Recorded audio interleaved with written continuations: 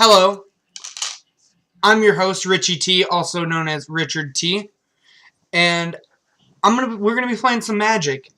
We're gonna be running through a league with probably my favorite deck I've streamed so far, and one I was excited to play again. We're gonna be trying Vanafar Pod again. So, as everybody remembers or might not, the main thing about this list as opposed to others is I'm just trying to stick Bant. So we're not going to have a lot of red cards, and it makes our mana base a lot easier. But also, we have to play a little bit worse cards than we averagely would. So, our mana base is pretty clean. It's the same mana base as last time. Just like 3 Breeding Pools, 3 Temple Gardens, 8 fetch lands between Misty and Windswept, a Plains, 2 Island, and 3 Forest, along with a Horizon Canopy.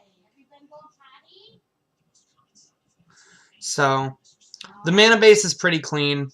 For our value cards, we have a couple paths. One thing that did get changed, I'm going to go over all the changes because there is some major changes here. We took out a path for the Deputy of Detention in the sideboard to go to the main deck. And this is essentially a path to exile in the main that can get removed so they get their thing back.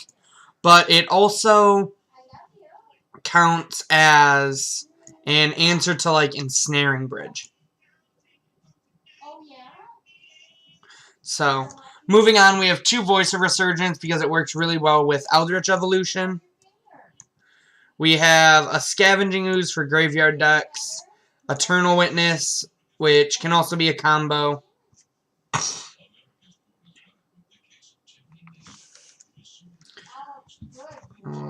Wonder if I can get that to mute. Hold on one second, sorry.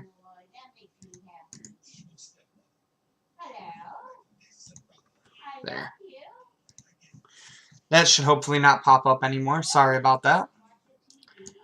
We have a Knight of Autumn because it does everything. A Kitchen Finks for a little bit of life gain and also a good Eldritch Evolution target. And then a Click and a Jace still, so that way we can try being able to brainstorm or shuffle any of our combo pieces we draw into our deck. Click is a creature version. Jace does it a little bit better, but we can't tutor for it, so we're still trying the 1-in-1 split. We have our same Mana Dork split of 4 birds, 2 noble, 2 wall of roots. And then we have our tutors and 2 Eldritch Evolution and 3 Chord of Calling. Chord of Calling gives us a lot more access, but is a lot more mana intensive, to where Eldritch Evolution is a lot more restrictive. So I'm going to go over the combos now, and they're pretty straightforward. The goal of this build is I took out a lot more of the value cards I had main deck in exchange for being able to, if I have Vanafar in play, I can combo off. So, I'm really sorry if my mom's being picked up in the background, by the way. I'll try to be able to fix that next time. But, so anytime we have Prime-Speaker in play, we can combo off. The basic way is, we're going to use, starting from a Birds of Paradise for both combos. You can go into Scrib Ranger into Renegade Rallier to get back Scrib Ranger, Renegade Rallier into Scrib Ranger into Bounding Crisis, Renegade Rallier into Resto Angel or Breaching Hippocamp into Kiki-Jiki to make Infinite Bounding Crisis.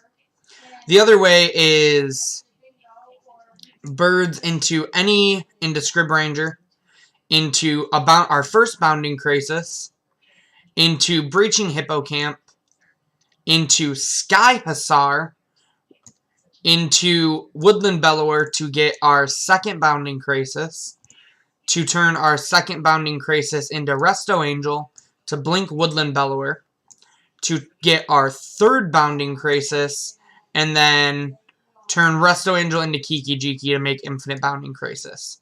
So this deck has a lot more ways to combo, but one of my worries is you need all of your combo pieces for that second loop in your deck. And if they're not in your deck, you can't go about comboing. So we're going to try it out and see. Moving on to the sideboard, I have a very the way I do it is I try, if it's a powerful sideboard card, I try to have 2 copies of it, and then I also try to have a creature form that's a little bit weaker but can be tutored for. So, for example, we have 2 Rest in Peace and a Remorseful Cleric, 2 Stony Silence and a Kitaki, 2 Damping Sphere, and an Eidolon of Rhetoric. We also have a Kasali Pride Mage in here right now, which is an artifact and enchantment hate, but also is a way to deal with Damping Matrix, which otherwise our deck doesn't have an out to. Then we have a couple value cards, and Thragtusk for burn and midrange, Shalai for pretty much a lot of the fair decks in the format, but also for Storm, a Linvala for the creature decks, a Glenelendra Archmage for the control matchup or combo matchup, and then a Tireless Trekker for when we just need more card advantage. So now that we've gone over that, let's head over here to Mom's Basement Games TCG.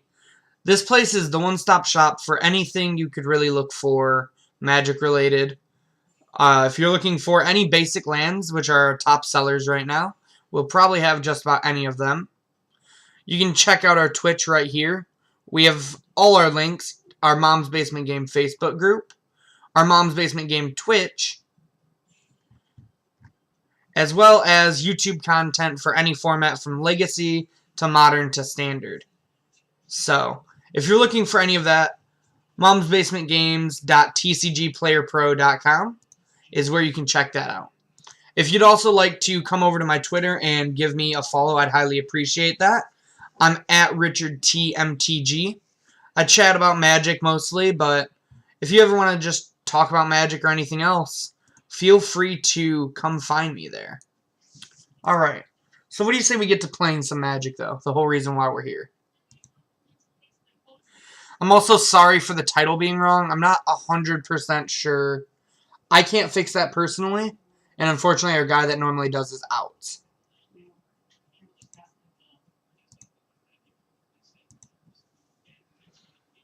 Alrighty. We want constructed open play. Constructed tournament, maybe. Modern. Oh, because I'm just starting out, that's why. Huh. Getting serious, maybe? Sorry, I'm trying to find out where the leagues are. I don't know why they're not just showing up.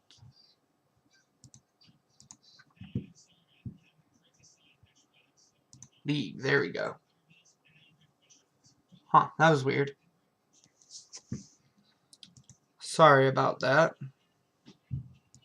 Alright, so let's open this up. And we will join the league with Prime-Speaker Pod. Double check our deck list here. Everything looks correct. So let's go ahead and get to it. So how are you guys doing on Thursday? What do you guys think of the noon time slot for me? I'm not a huge fan of it, but we're going to give it a try.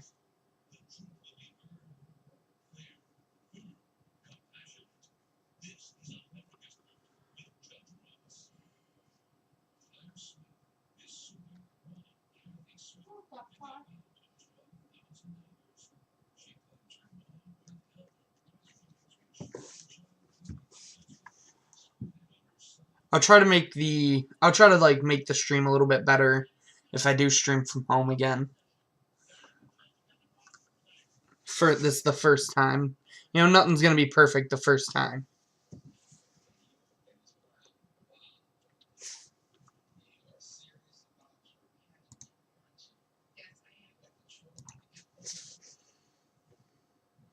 Anybody got any plans for this weekend?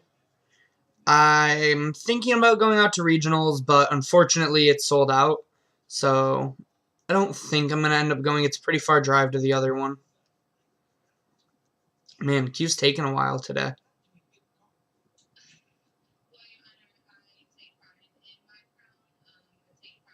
As you guys see right here, we have the Stream Decker set up now.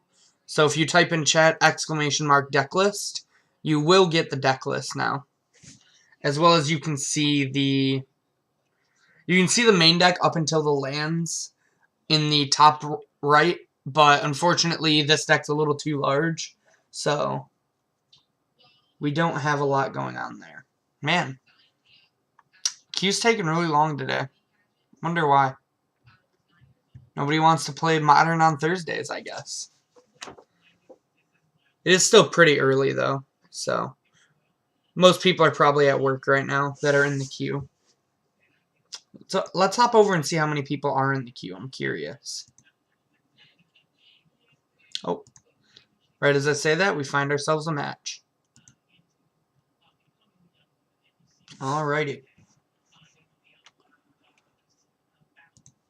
So we won the die roll, which is always very good. I would love to be on the play. So this is what I was talking about. Like, we can't combo off with the Woodland Bellower in our hand, but this hand is very good, so I'm going to keep. We have turn 1 Noble into Renegade Rallier, get back a fetch land for some pseudo ramp. We're just going to lead on Forest, Noble, and pass.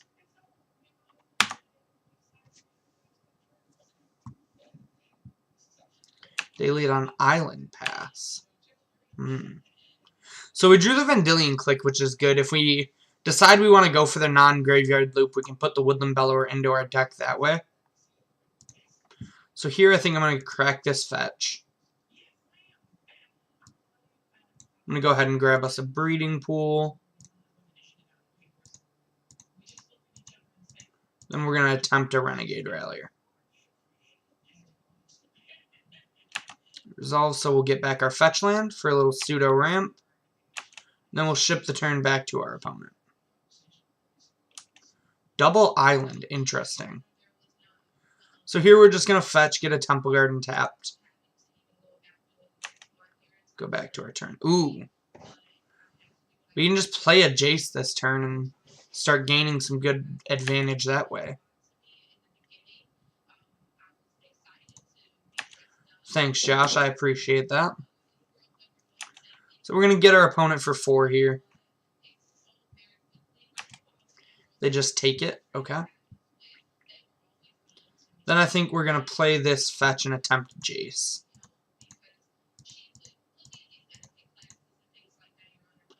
I heard the Mind Sculptor is better than all, so. Deprive?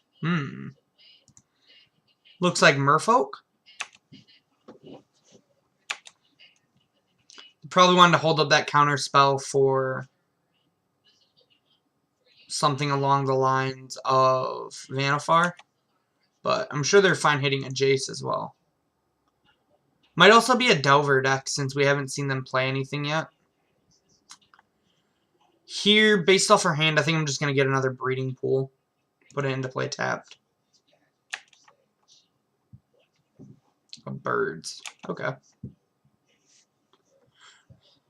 So you're seeing the downside of... Okay, so it is Merfolk. Merfolk Trickster here. That's fine. If they don't target our Noble, we get to just jam this Woodland Bellower.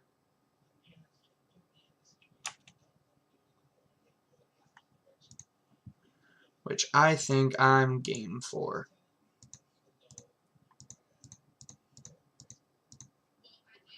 Time to bellow on. I would love to use its ability. So the question here is, what do we get? I kind of want to get Eternal Witness to pick up our Jace. But I could also see wanting a Voice of Resurgence.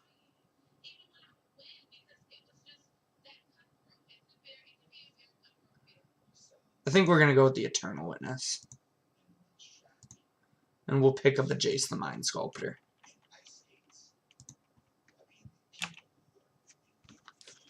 We're just going to try to outvalue the fish deck.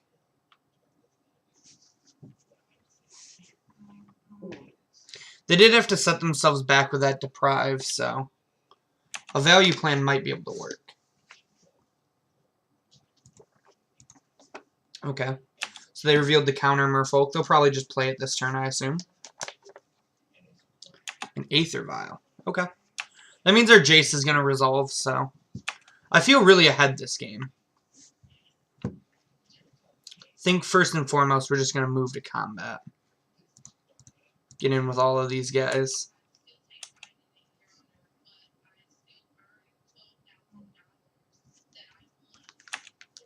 Sure, take 5. Now that we're in our second main, we can just go ahead and stick a Jace.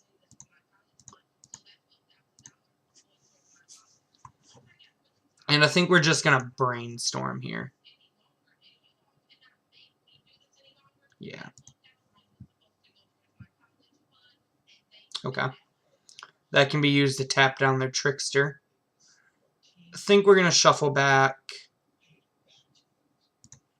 probably a bird and a land.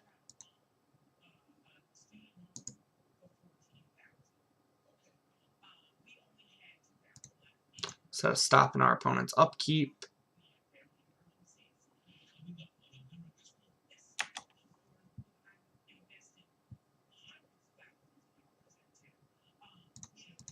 With the Vial trigger on the stack.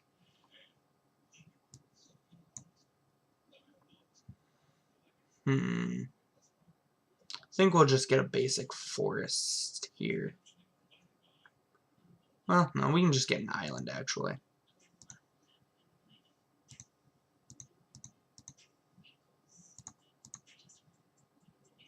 Go for the Crisis.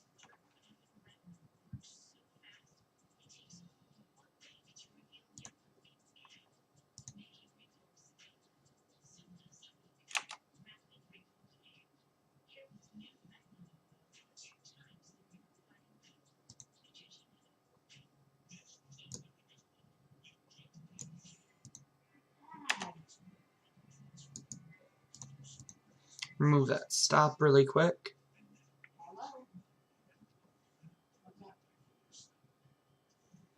Alright, I'm feeling pretty good. We're pretty ahead right now.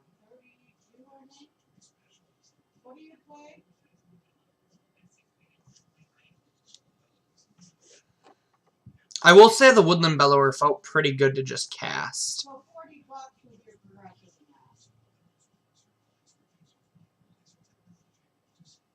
Alright, there's a Lord. We do have islands, unfortunately. We can always bounce the Lord, though, too. Ooh, Prime-Speaker. There we go. So, with the Prime-Speaker draw, we can actually just make them have to block. So, if we... 3, 4, 5, 6, 7, 8. I'm debating if we even need to show them the Prime-Speaker this game.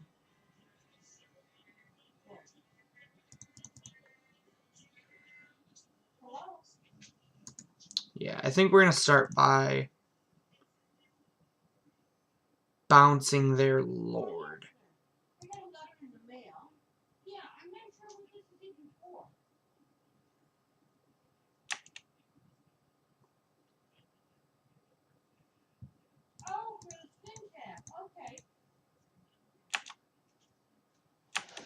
Then we're going to swing with everything.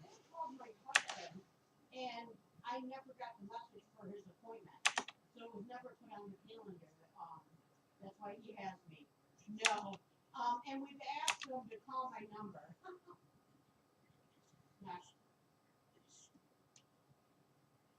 No, he doesn't. It's not your fault, trust me. Yes, please.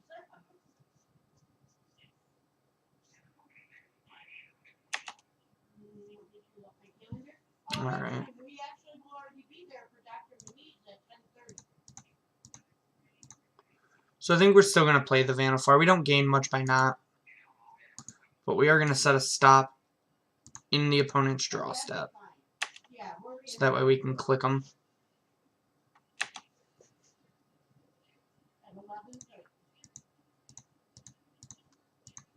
No, I've got it in here. Do you know what clinic you're going to be in on that day?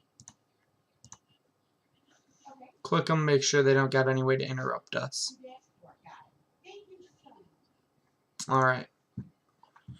That game felt pretty good. So as always, I'm just going to shuffle everything in when I sideboard. And then decide what I don't want.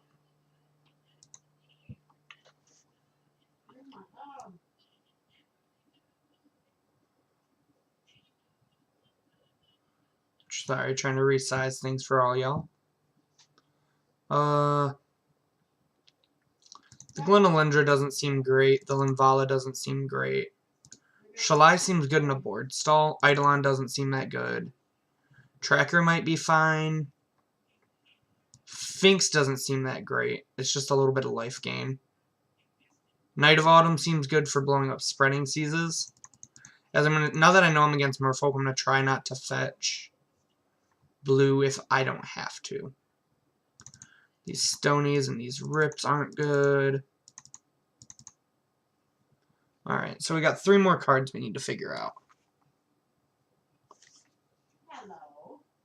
Sorry about that. Ann-Arbor VA called just as you did. Anywho, I did want to talk about it tonight where other people but I did just an anonymous phone call. So sideboarding's a lot harder with this version too. Because I don't have a lot I can cut if I want to leave in my combos. Submit an anonymous form so they can investigate the hall.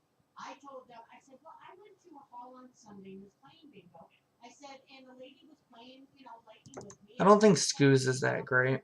Regular bingo. I said, I didn't think workers could play. And she says, absolutely not. She says, they can help before bingo starts. But then they cannot work bingo at all. Maybe this tireless tracker is a little too slow for this matchup. After bingo, but they cannot call back, call, or work the office. Then I think we can probably trim a Renegade Rallier in this matchup too. Tickets are totally different. Or a Shalai, actually. I think a Rallier is better than a Shalai. But if I like the Thrag Tusk though. just helping set up for bingo, you can play, but you can't stop playing and then work. Alright, I think this is probably how we're going to run it. And that includes lighting. Once your program starts, the first ball is called for whatever your program is for the night. That is it. They cannot work anymore. And they cannot buy tickets if they have anything to do with the tickets. Yeah, I mean, we have early removal. We have ramp. Having 2 Bounding Crisis is really awkward, but I don't expect them to have a lot of graveyard hate. It's going pretty good so far. We're facing Merfolk, so I feel like our value plan is probably how we'll end up getting there for the most part.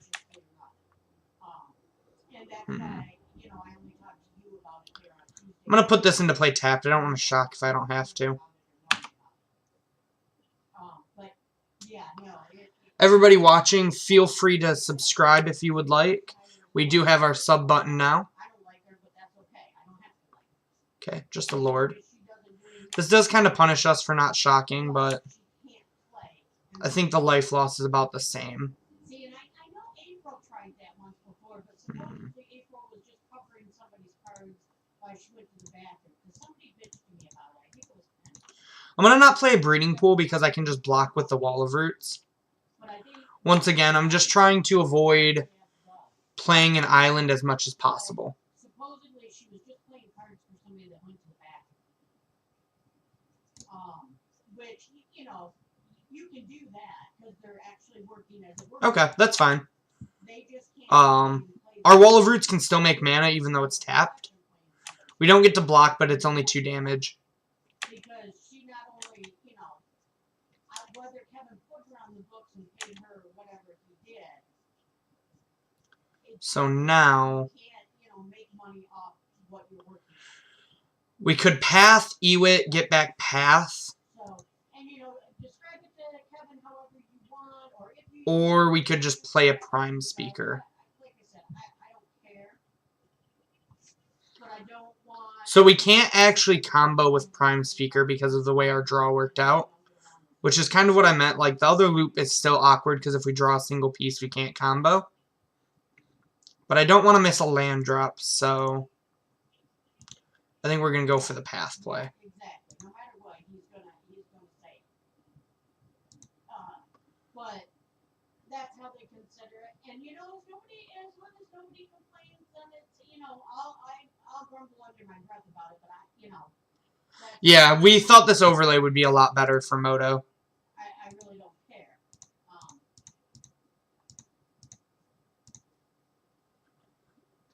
Then Eternal Witness back the path. In a matchup like this, we don't really need to just go for our combo. We can just try to value them out with the fact that we have just better cards than they do since they're a tribal deck and we're a value deck. Right. Right. And like I said, you know, it's just to take from there, you know, and it is what it is. I don't know how often he claims I'm losing her. Okay, so they do have another Lord, which kind of punishes us for that play, but we can path their Lord this turn. We can path their Lord and play Vanafar. Oh, okay. I wondered what happened to her. I cannot block, so I will not. Yeah. Well, Keeping them off Lords is the most important thing. where's her kid? So, 4, 5, 6, 7, 8, 9, 10. See, now, So we're dead if they have double Lord in the next 3 cards, but otherwise we should be fine. Again, we can't combo because of our draw, but we can always turn something into a value card.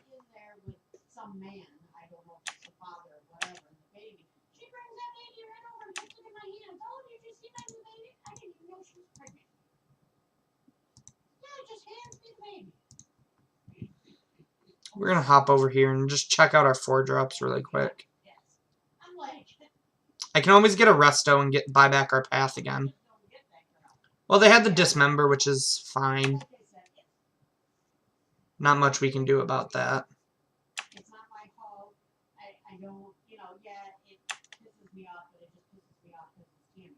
So I'm not going to make a big deal because to me it's just, I don't Do know. we block? You know, but, you know, he has a heads up. That's all you can do. What he chooses to do from there is fine. You know? I'm actually not going to block because Lord kills us even if we do. And being able to blink or reset this, I think, is more valuable. So we drew a bird. 1, 2, 3, 1, 2.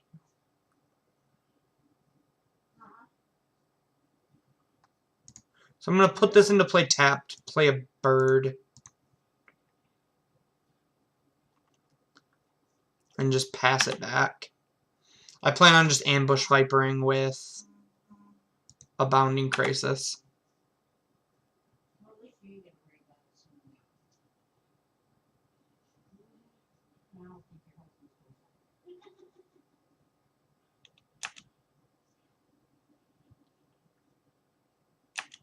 So I'm going to let them attack because I just want to get their pressure off the board.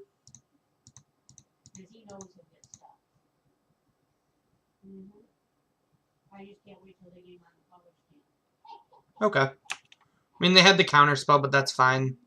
They're going to use that somewhere. So now I think I am going to block the Muda Vault.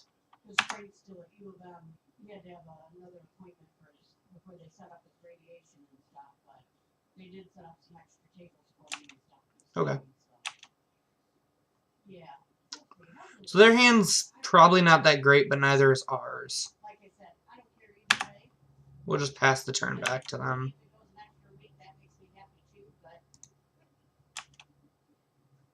On the same token, I'm okay with a lot of people too. You know how that goes, but we'll see how it goes. Revealing another Tidebinder Mage.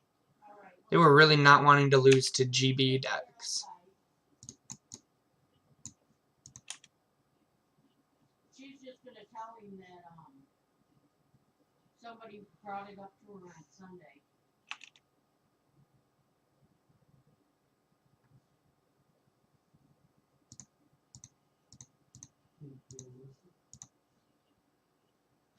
We'll see if there are other cards that counter spell. Wow, it is.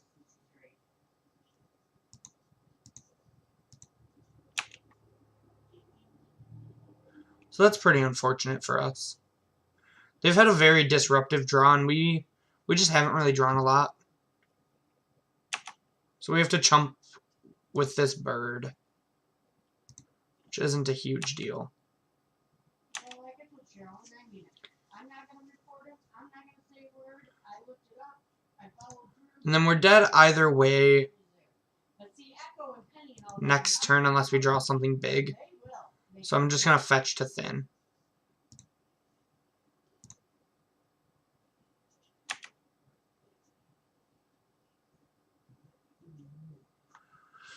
We can cord for 4. Does that get us anything? Cording for 5 could get us Thrag Tusk.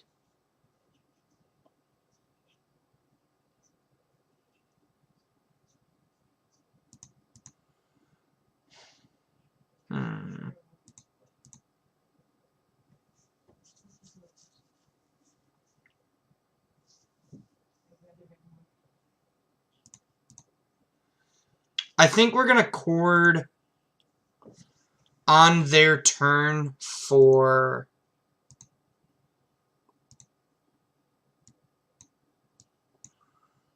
We're going to cord on their turn for Deputy of Detention.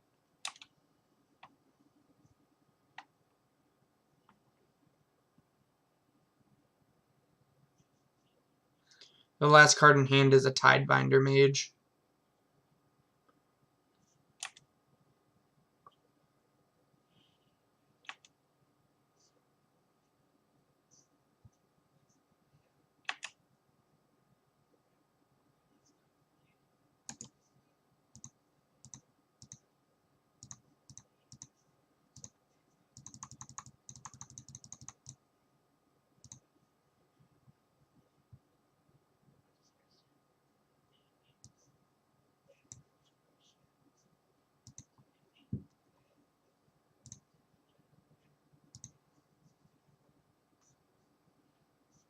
I'm going to go ahead and take these Silvergale Adepts.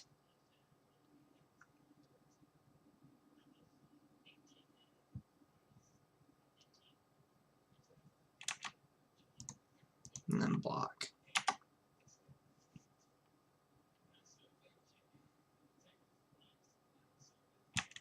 Okay. Ooh, it's not a bad draw. Gives us another blocker, so.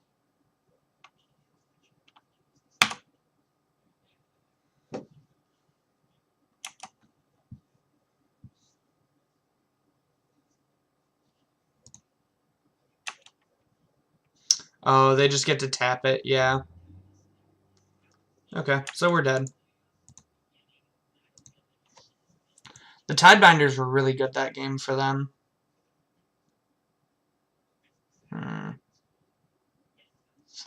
Almost makes me wonder if I want some of our white creatures.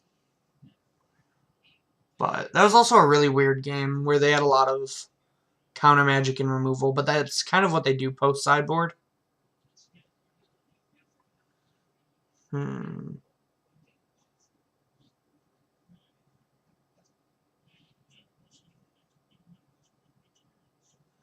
Maybe Shalai's good. But I'm not sure over what. What do you think? Do you guys think Shalai might be better than something? She's about the best other creature in our sideboard. I don't think Linvala is very good.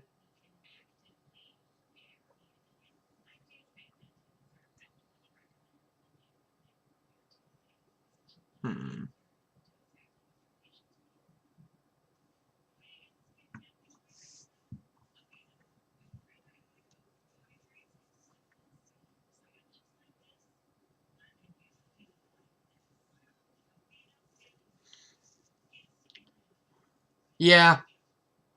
I guess I probably was wrong to let them untap. Or, I guess letting them untap doesn't matter, but letting them draw is what matters. That's fair. My thought was getting to block, but I guess it's pretty much the same exact thing.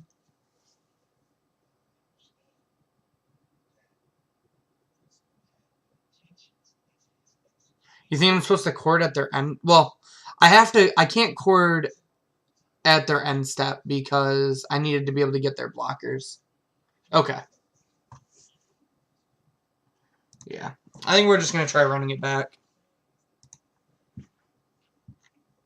Ooh, this hand's really good. Thinking about it now, maybe I'm supposed to trim an Eldritch Evolution in this matchup. Because I know they have Deprive.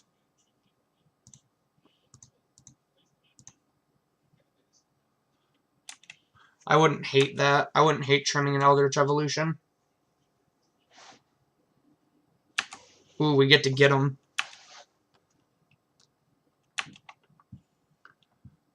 So this is what I mean. Like, we drew the Sky Hussar, so, like, the Woodland Bellower loop is already off.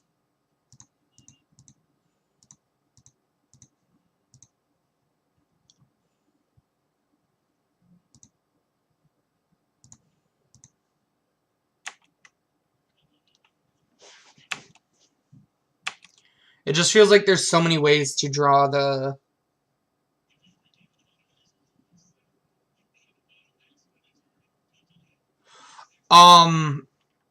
Tidebinder's only red or green creatures. Okay, so they have a Lord. They tapped out, which is good. It means we can go get Vanafar. Well. No, we actually don't want to attack. Because if we attack and they block, we don't have our creature.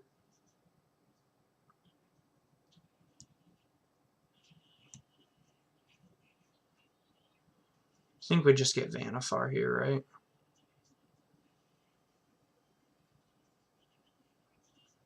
Yeah.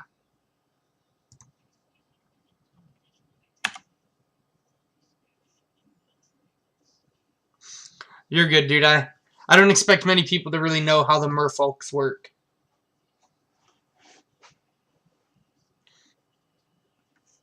Hopefully, our Vanafar gets to live, and we can just win. Okay. Oh, they have a Trickster. Oh, but we can use this to untap Vanafar. So we're going to get to kill him, actually. If they don't have a removal spell as well, they're going to die.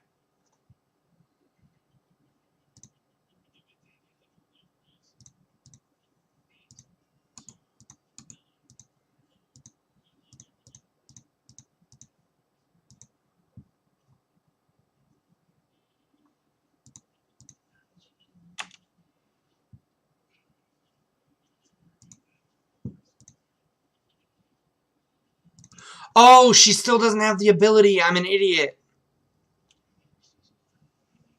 Oh, that was dumb of me.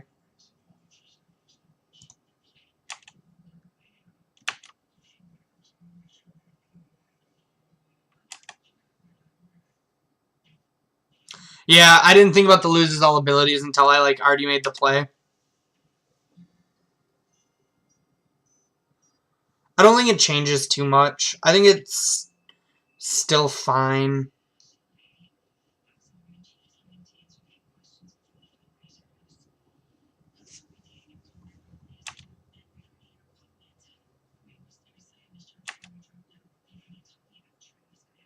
Do they have another Trickster? They do. So we could chord for 2, but I don't think we really want to. So we'll just let this happen. Drew a Noble. It's fine.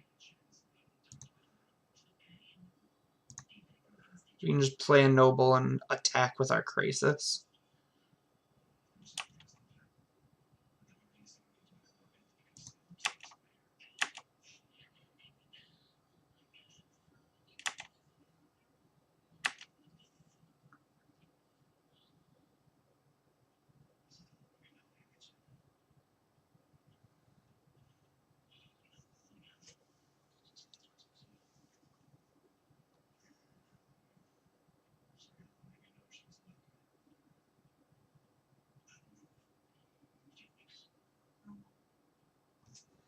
Really trying to decide if he wants to block or not.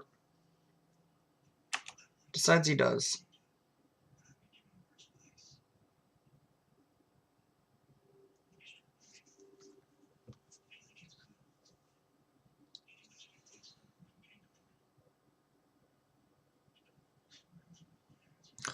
No. This unfortunately has... What did they reveal? The Lord again? Okay. This unfortunately can only be used as a sorcery.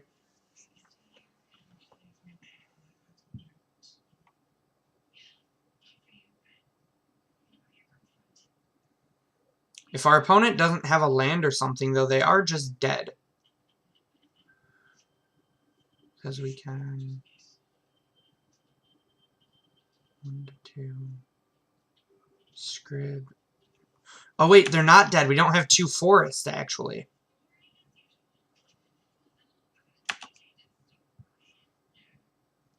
Or, yeah, they're actually still dead. Okay, we drew the forest anyways.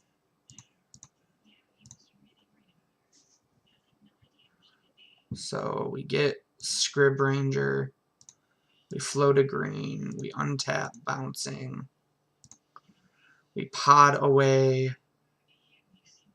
Scrib Ranger into Krasis. Krasis to untap Vanafar. Pod away Krasis into Hippocamp. Hippocamp to untap Vanafar. Then boom, we did it. We are 1-0. So yeah, that kind of like demonstrates one of my worries with this, with adding the second combo to the deck. No, dude, you're not bad at Magic. You just don't know how the weird cards that don't see a lot of play work, which is understandable. So that was kind of my thing. I wasn't sure if the second combo really lets you combo from anything. And we're seeing exactly that issue in that game. Where, sure, theoretically, this deck lets us combo anywhere from Vanafar. But it also requires every combo piece to be in our deck.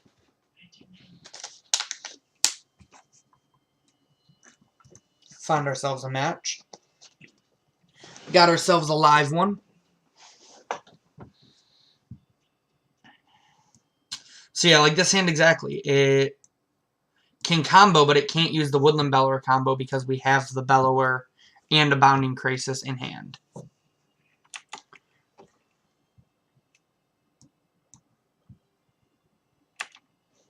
Could be Storm, most likely Phoenix, though.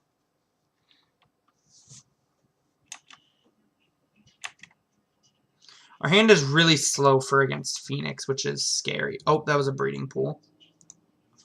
I meant to click a Misty, and I just, like, seen the artwork, and they looked the same to me. Not a huge deal, though.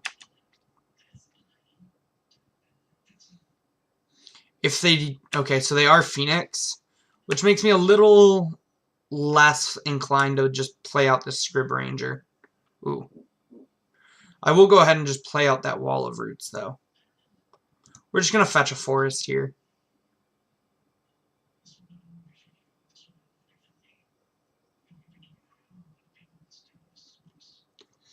I'm not 100% sure if I'm going to go to Chicago yet.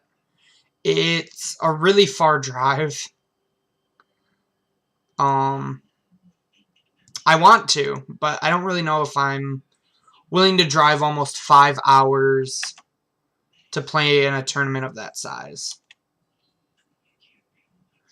If Columbus didn't fill out, I didn't expect Columbus to cap, and my plan was to just go to Columbus.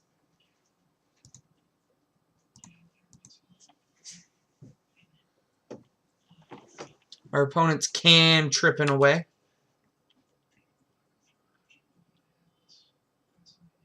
So that's 4 for the Pteramander. So most likely next turn they can adapt. I've been a huge fan of Pteramander in this deck, by the way. Blue-Red Phoenix is the deck I've been playing for most competitive tournaments. And I have been super impressed with Pteramander as a card. So here...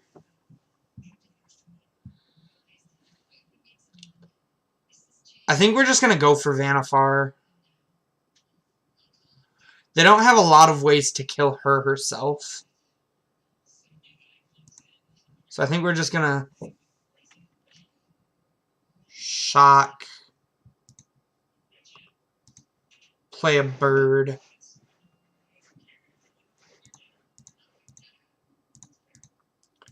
Then we're just going to evolution our Wall of Roots into Vanafar.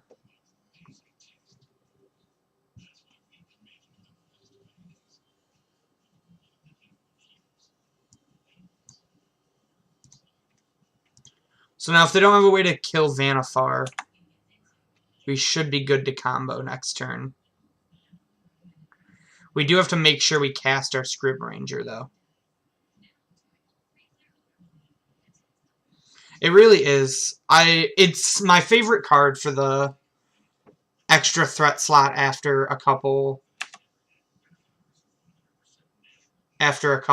Crackling Drakes. I like it more than Swift Spear Ascension or Snapcaster Mage, personally.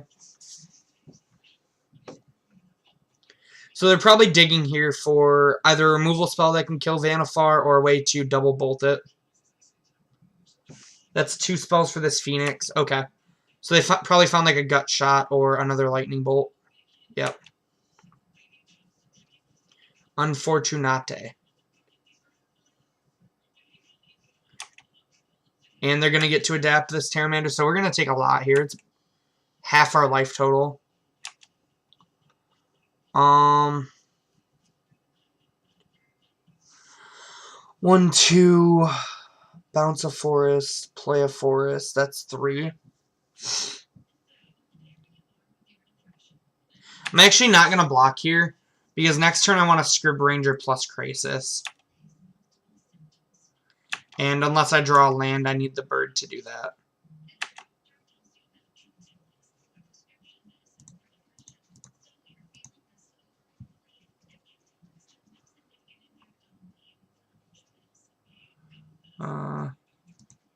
We could have an extra mana, but it doesn't particularly matter, so. And then we'll just pass. 1, 2, 3. 1, 2, 3, 4.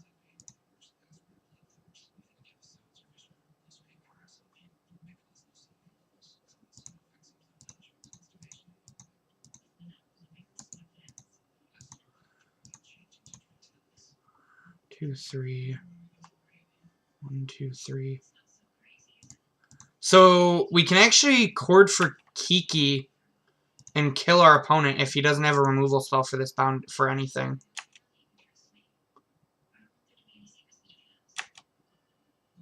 I think we're gonna go for that.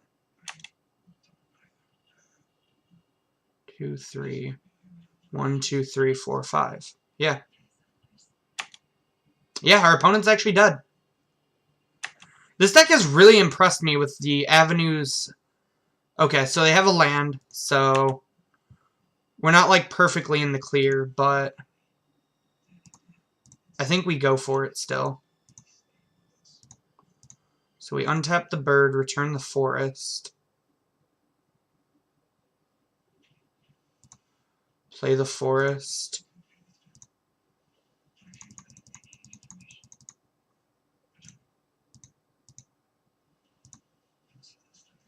Chord for 5. Grab Kiki-Jiki. Kiki Bounding Crisis. Did we just win this out of nowhere? Oh no, don't have interaction, opponent. No.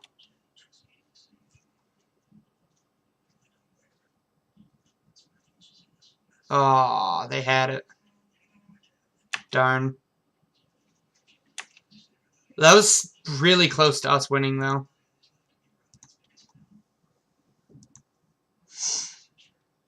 That was really close.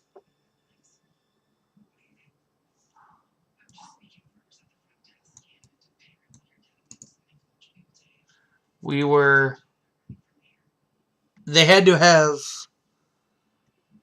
another removal spell after double bolting our first Vanafar. But, I mean, that's what that deck does, you know? Alright. So, Invala's not good here. Shalai is really good in this matchup. Eidolon is good. I don't think we have time for Tracker. Autumn doesn't seem that good. Damping Sphere's absurd. Kasali's not that great. Stonies don't do anything. Rips and Remorseful Clerics are maybes, in my opinion. Thragtusk and Glenalundra are probably too slow. So we need 6 more cuts.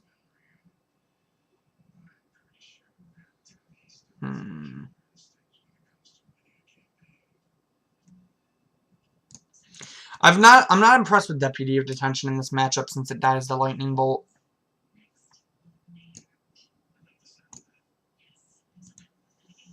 Finks seems meh. Remorseful Cleric seems decent because they have Terramanders. So what if we take out the Jace because it's slow? The Finks because it's kind of slow. I like Rallier because it can buy back a hate piece that costs 2 mana. If you guys have any idea how I should sideboard here, feel free to help me out.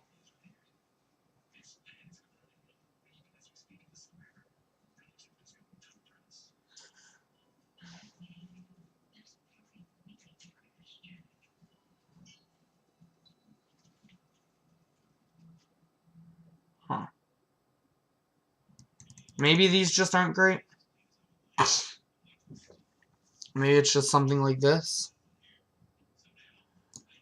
I like Voice. But Voice isn't great. Maybe like a Remorseful Cleric and a Rip are better.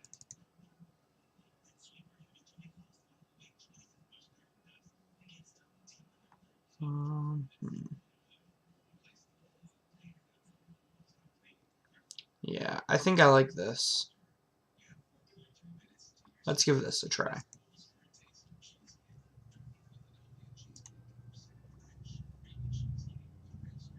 Ooh, this hand's great. We unfortunately have the Kiki-Jiki, which is really awkward. But I think this hand is better than our average 6.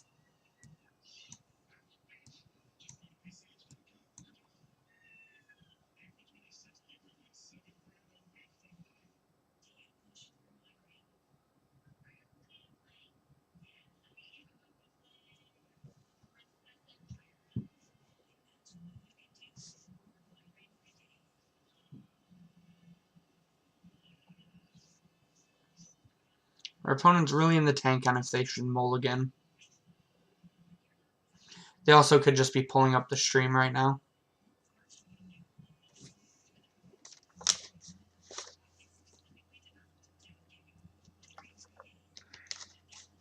So we did beat Phoenix the last time we played this deck.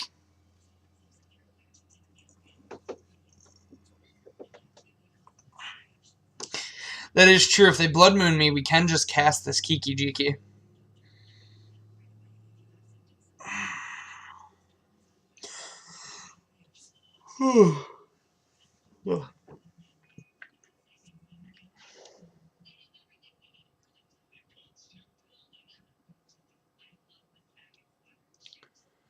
So, yeah, this is the one issue about not actually playing red mana is when you draw the Kiki-Jiki. But I think having the more consistent mana base is probably worth it. It's something I want to try out the next time I play this deck. Is if the... They did mulligan, okay. Is if the mana base... Like, how bad the mana base is once you add red mana. And if it's more or less awkward than having it, than not having it.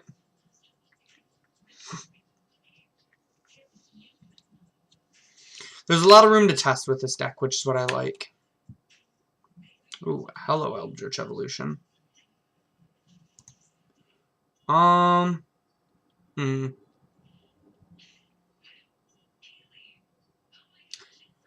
almost just want to play this Scrib Ranger and hope it lives.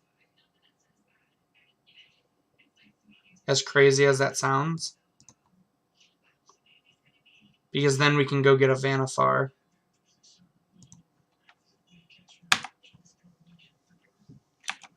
I'm going to leave up this path in case they play a creature.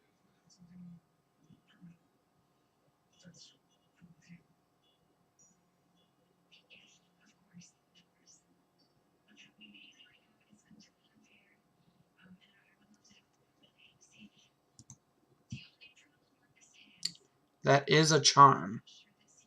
That actually doesn't stop us from Eldritch Evolutioning into Vanafar.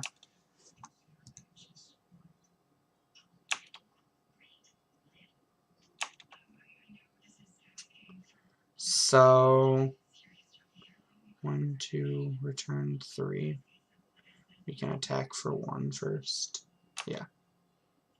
Sorry, I was just working everything through my head. So we can attack our opponent for 1, get a little bit of chip damage in. Float a green. Choose to untap Vanafar, returning Temple Garden. Shock the Temple Garden in. And then Eldritch Evolution it away. And we're going to go and get a Vanafar. So we can't combo next turn, but I think having Vanafar in play is really important.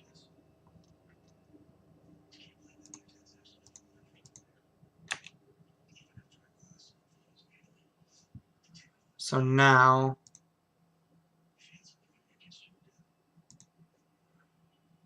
I just want to play this birds and pass.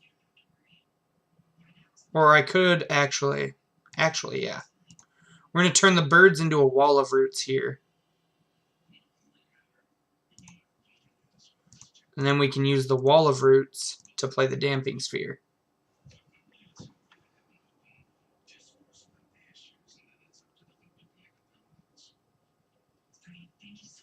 Now we have 2 4 toughness creatures.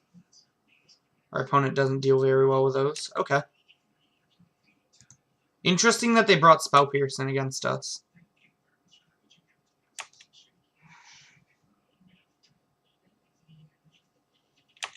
Sure. Milled over a bolt, I'm fine with that.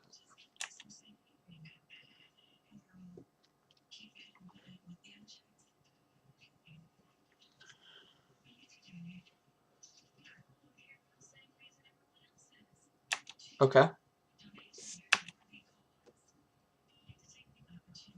I think they're not dead because we have this Kiki-Jiki in our hand. Which is really unfortunate.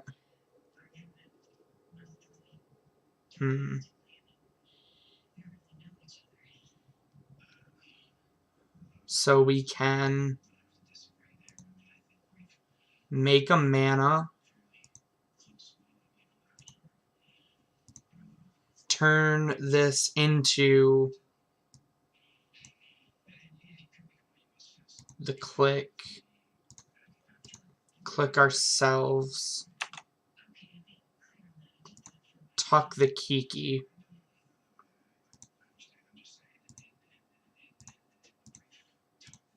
Okay. And now we should be able to go through the loop. Yes. Pot away the click.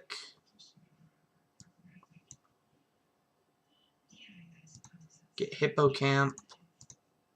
Hippocamp to untap Vanafar. Vanafar away the Hippocamp. Into the Jikiest of Kikis.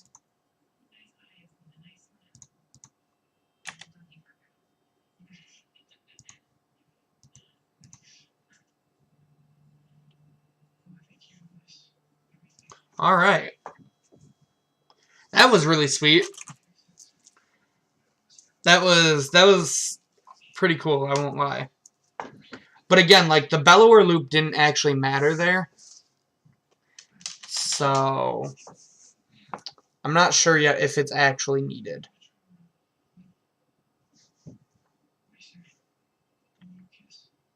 The click was really good there, though.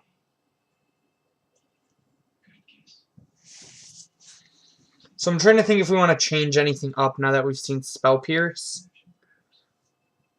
It kind of makes this Rest in Peace a little lackluster to me. And kind of makes me want a voice back.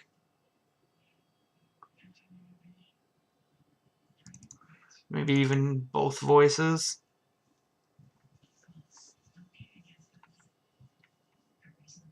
Because that means they are going to try to interact more on our turn.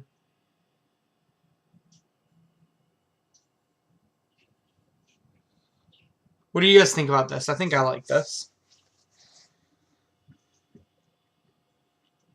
Got any recommendations?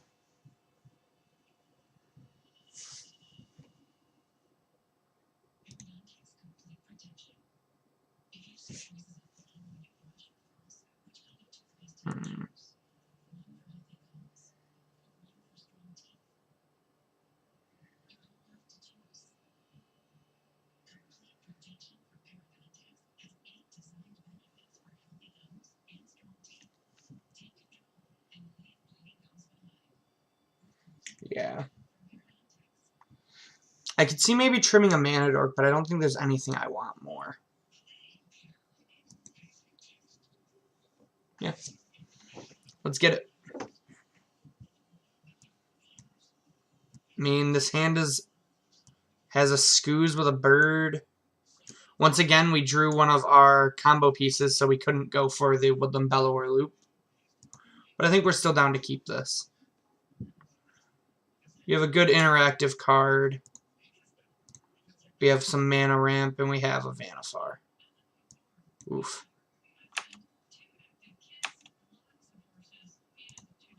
Okay. So I'm just going to lead on the Noble. They're the same thing, except if worse come to worse, 3 birds can cast Kiki-Jiki. Okay.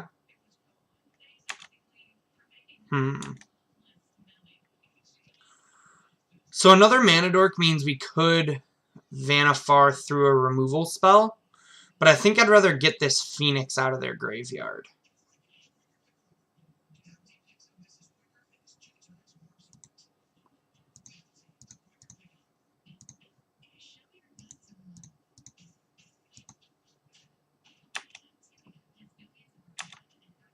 Then pass it back. There's a chance they just flip this thing in the ice this turn, even.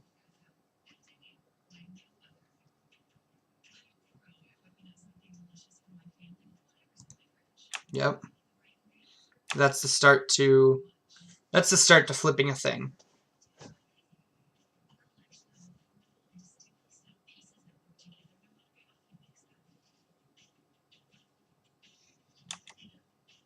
Is it Charm on a Noble Hierarch? Okay. So that means they don't want us playing Vanafar next turn.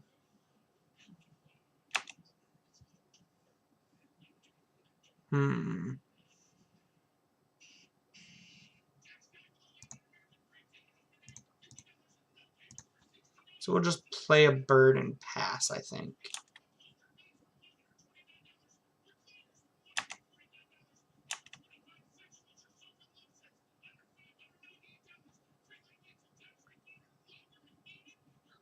It's pretty likely they flip the thing in the ice here. Yeah. They have this looting in the yard, which we actually might be able to punish them for this play. And we actually misplayed, but so did they, so it's fine. We're going to eat this Faithless looting from their graveyard right now. And I assume that they'll just have another spell, but it gives us a chance.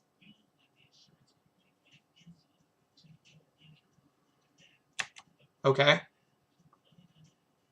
So do they have another 1-mana spell? They don't. So yeah, that mistake might be huge for them.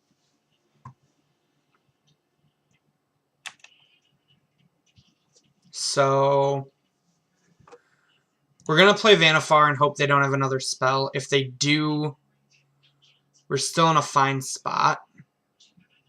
But first, I think we're going to attack with the Scavenging Ooze and eat our Noble.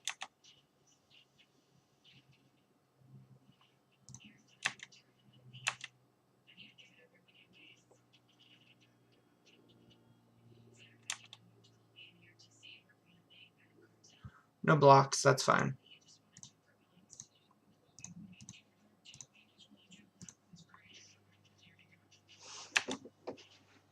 Alright, opponent. Do you have a spell? Most likely they do. This deck plays a lot of spells. It plays typically around 4. Really?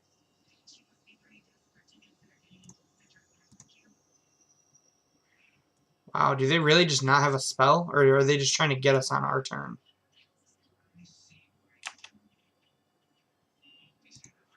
I mean, I say we make them have it.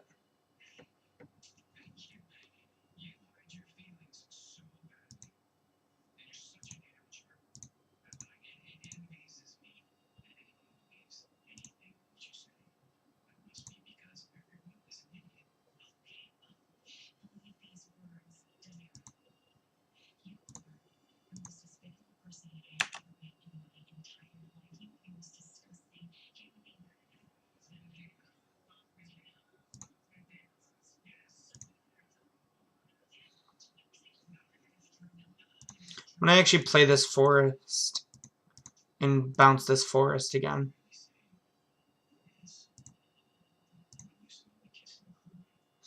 Oh, shoot. Oh, I just punted.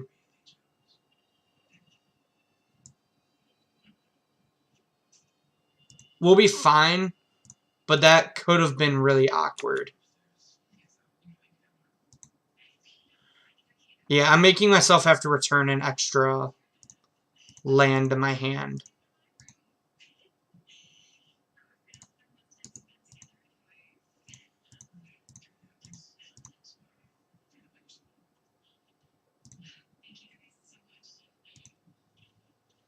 Yeah, I should have potted this into a Bounding Crisis. But I didn't think about it when I clicked.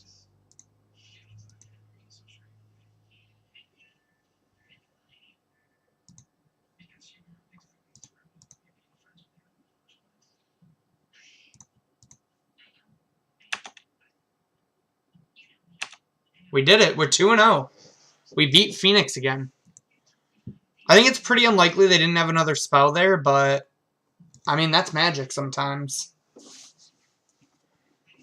So, once again, like, this one I'm not really sure about the Woodland Bellower loop. It seems like it's clunkier cards. I could see, like, a top end being in this deck, but I don't know if Bellower is correct. There is a Sun Titan version I've seen, which would make it to where these could be Deceiver Exarchs, and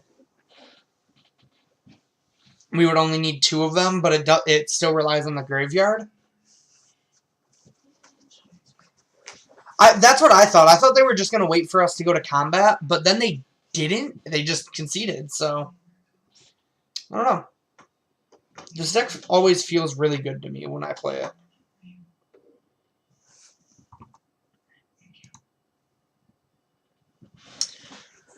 Alrighty. Our next opponent is here. We're on the draw again. Have we faced this guy? Not sure. His name sounds pretty familiar.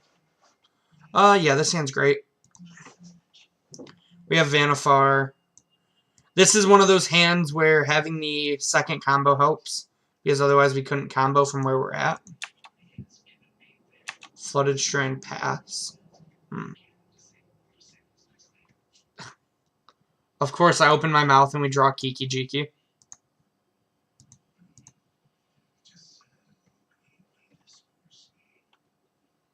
That's really, really awkward, actually. Because we don't have a way... We have to go through a big chunk of our loop and then get the V-click.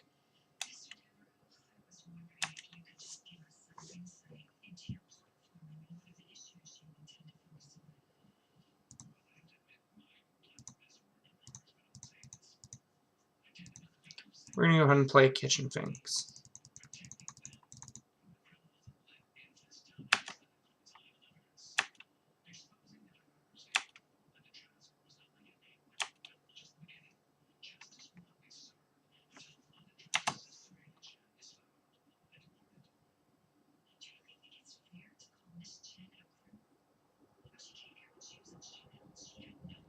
Okay, that's good. That lets us do the combo like we did last time.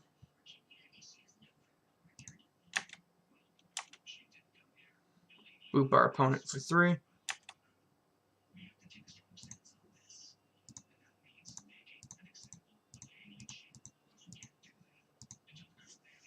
And play a Vanafar.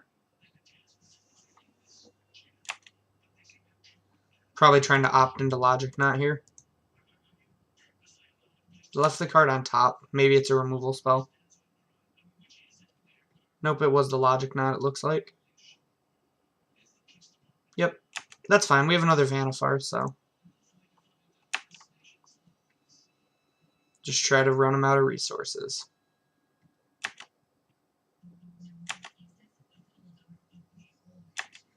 We're going to go to combat first.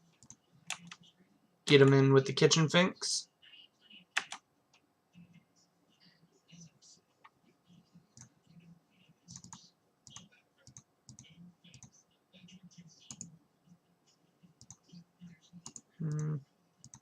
We'll actually use the bird. Hello. Okay.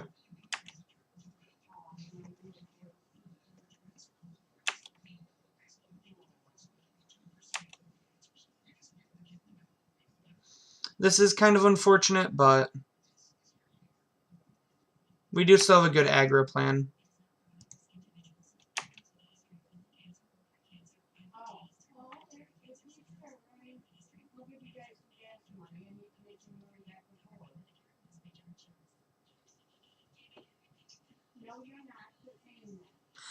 Yeah, I've been seeing... Yep, that's a Jace. I've been seeing some lists playing Coiling Oracle. I'm not sure how I feel about it yet. Interesting. Don't know yet. Well, I didn't know if you noticed delete yet or anything. Okay. So here... We're just going to play the Kitchen Finks again.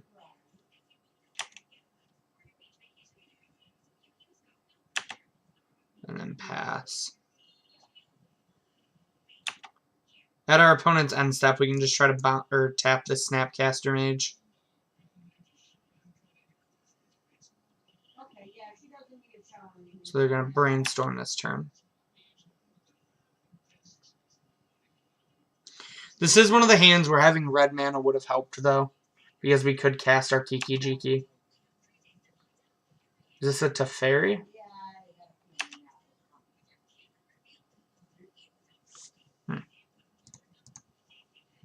Interesting. I wonder why the fetch main phase there.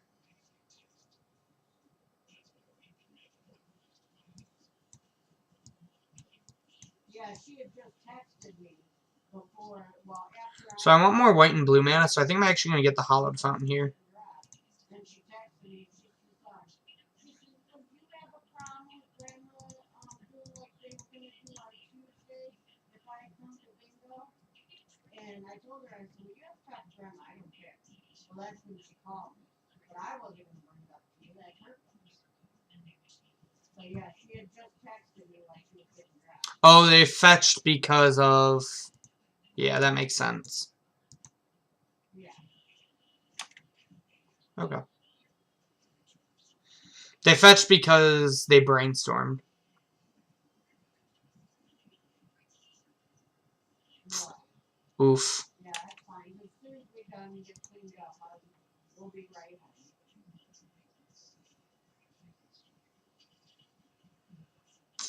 We'll get another forest here.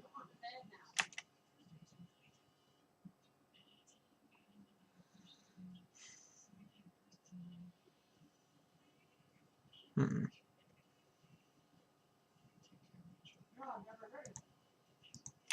Oh, yeah. Yes. The movie, yes.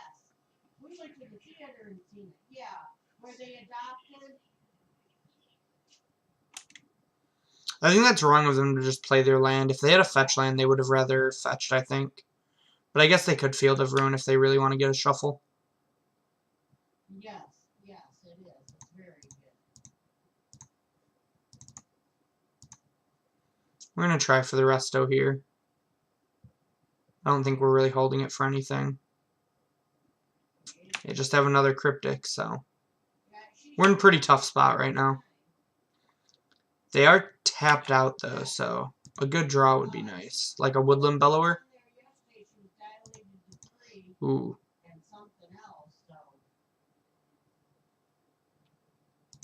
Just grab another breeding pool.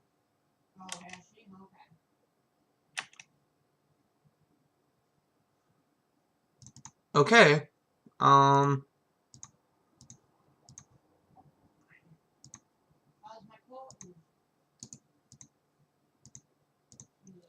They can just bounce this with Jace, but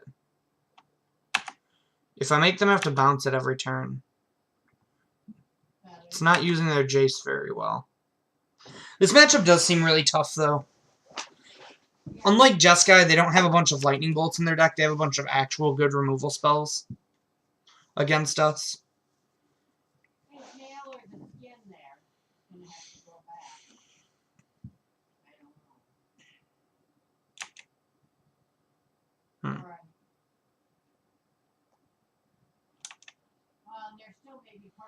The Brainstorm there seemed interesting.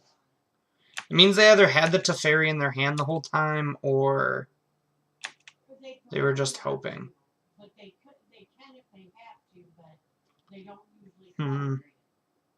So that's a reason to hold the fetch land. We don't actually have much we'd get back, though. But it's just like playing it by itself feels meh.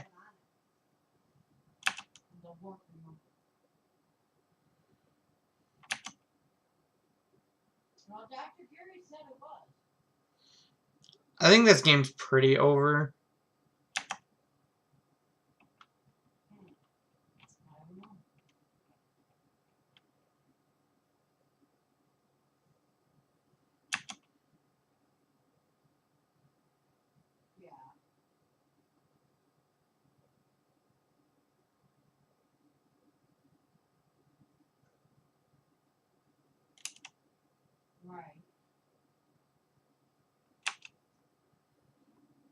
I think they're supposed to Field of Ruin in response to that.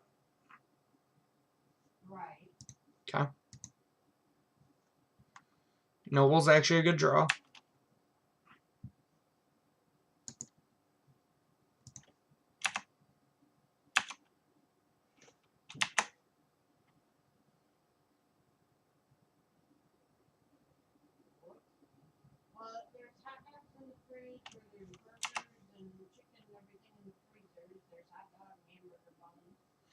I'm going to start F6ing to try to save some time. Alright.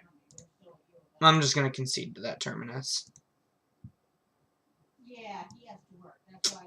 The good old blue-white control. Miracles, as some might call it. Limvala doesn't seem good here. Shalai seems good. Eidolon does not. Tracker does. Deputies actually seems kind of good to me. I like Finks. I like Autumn to blow up a search for Azcanta. I don't like Damping Spheres or Kasali. Well, Kasali's fine. Stonies, Rips don't seem good. Path seems bad. So we're at about 3 more cuts, and this is where we're at. What do you think, chat? I think Eldritch Evolution's really bad here. They're a pretty counter-heavy matchup. Like, I think the way to win this will probably be more to be like a value engine deck. Like, just a bunch of value cards.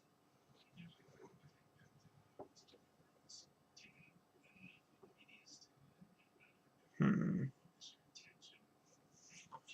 thinking about trimming a Noble Hierarch for our last card, or a bird. Probably a Noble. What do you think about this? Actually, I'd rather trim a Wall of Roots, since we don't have Eldritch Evolution now. What do you guys think? We're just a bunch of good creatures now, and a couple Court of Callings.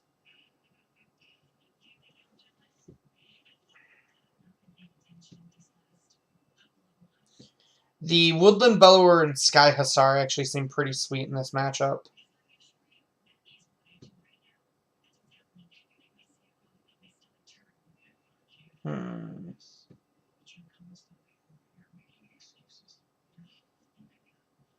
Alright.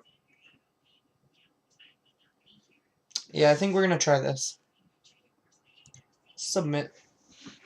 I would love to be on the play. Ooh. I think this hand's fine. It's risky, but it's fine. We're going to take damage, but once we get our mana online, and we don't, their paths are pretty bad against this hand.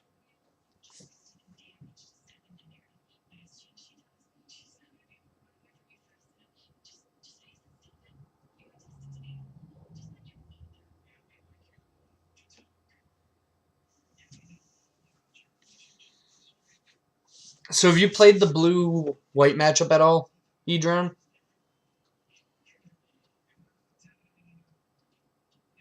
I know this is my personal first time facing blue-white. It seems pretty hard. Like I was saying, their removal lines up a lot better than Jeskai. And Terminus is just a hell of a magic card. AV turn 1.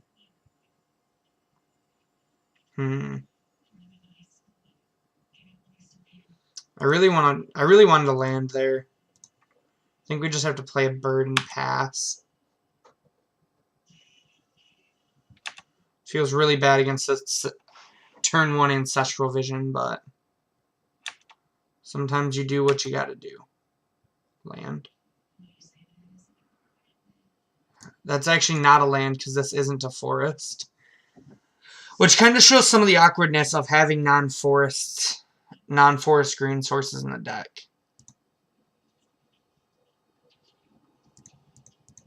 So I think here we're just going to go for a voice.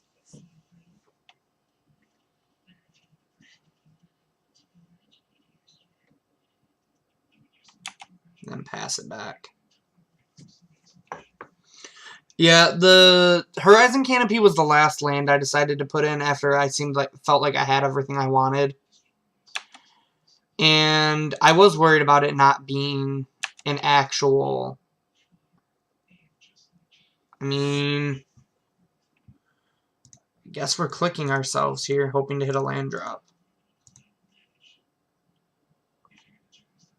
We can tuck the Resto into our deck.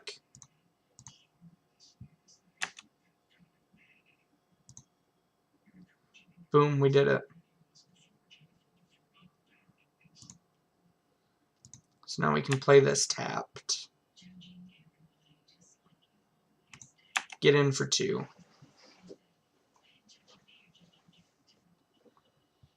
And let our opponent take their turn. This vision comes off Suspend next turn. They have a search for Azcanta. Things aren't looking great for the home team, I'm going to be honest. Okay.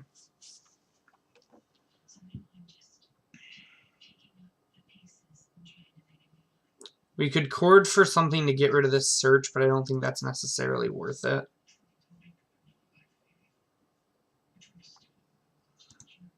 We can't go and get the Glenalendra. Ooh. Actually, we can cord for... We could cord for Eidolon, and then that's the only spell they get to cast. Or...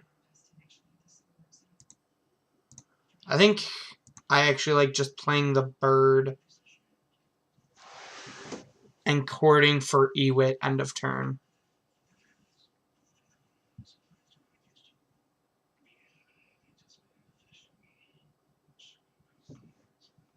If they have a removal spell, we'll just hit them for 5.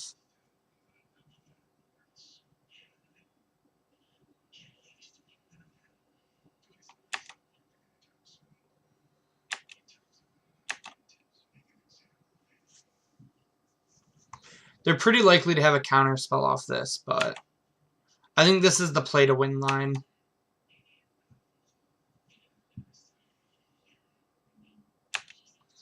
If this doesn't work, then we can always go for the beatdowns.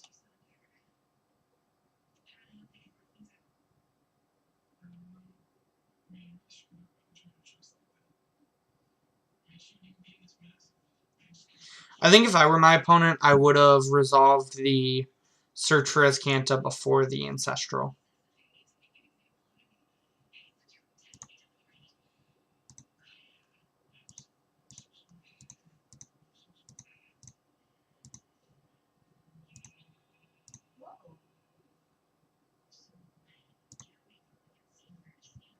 Cord for 3.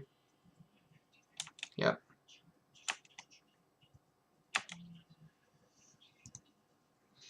That's fine. We get to get a land drop here. I'm actually going to get... Even though I need 2 forests... Well, we have the birds. I think I'm going to get an island still.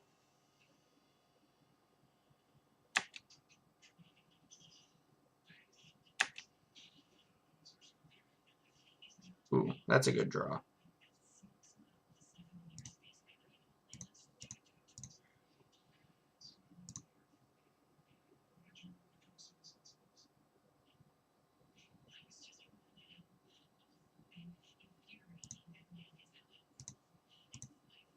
So we're going to go ahead and blow. Oh, I meant to attack first.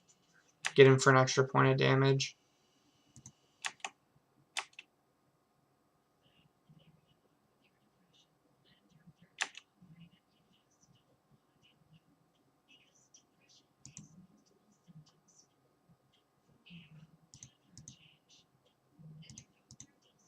So now we can Renegade Rallier back the Kasali.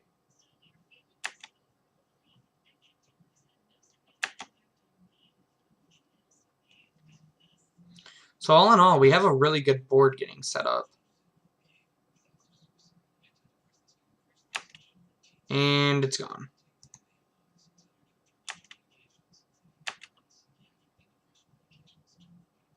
So that's rather unfortunate.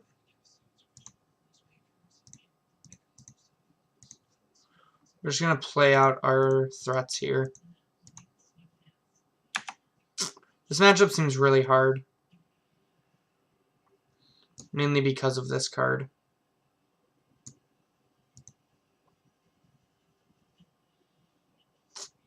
Yep. We're no longer mana screwed. That's good.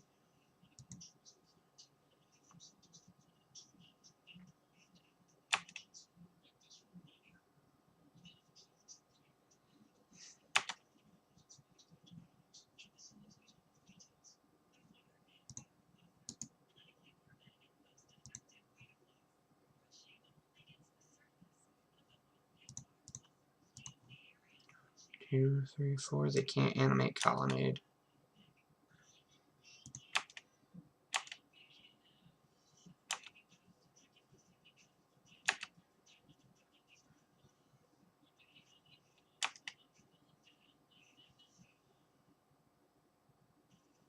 Take 2. We got our racing boots on. Yeah, I noticed that I missed the Exalted. I was like working it through my head and then like my brain just pooped for a second.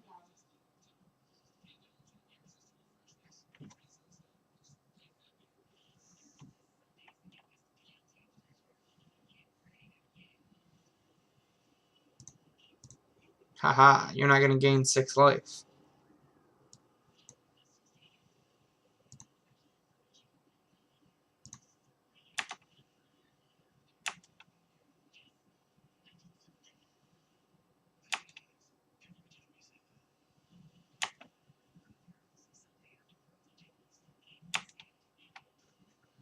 So, after only having the 1 land, now we're flooding, which is kind of funny.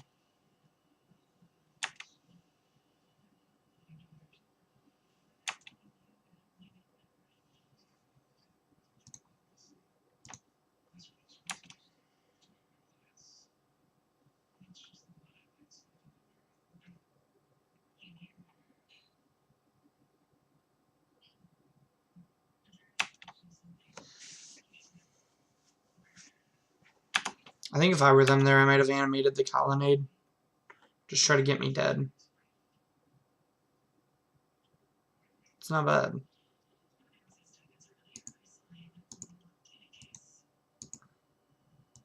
Instead of stopping our opponent's draw step.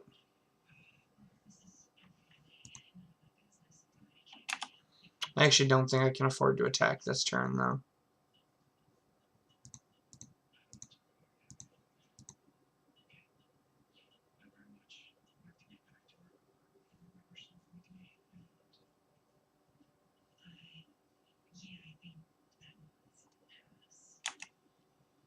Yep.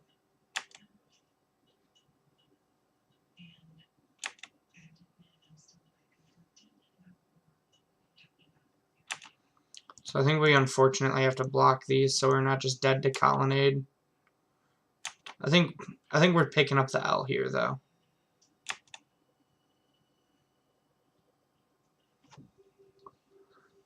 This does not seem like a great matchup for us.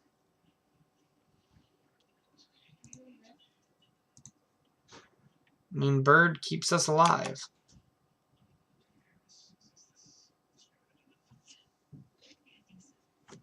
That does not, though. Good games, opponent.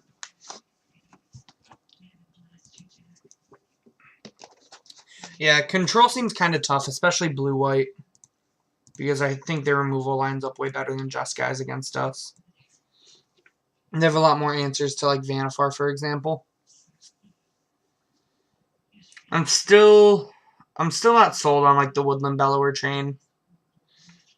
How's that felt for you guys? Like, to me, it just... I don't know. There's been a lot of times I haven't been able to go for it because I just draw one of the pieces of the combo.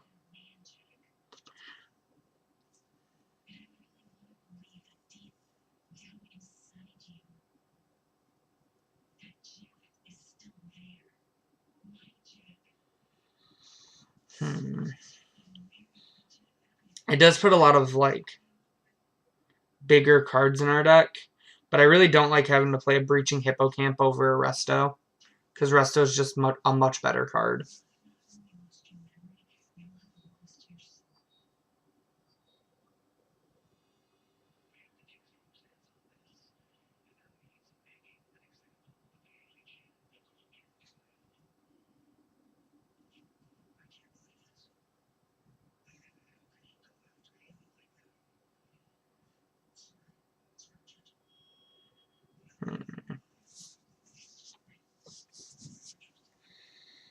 So you guys plan on going to FNM anywhere, and if so, where? If I decide to not go to Chicago, I'm going to go to FNM at Pando. I'm still not sure, though.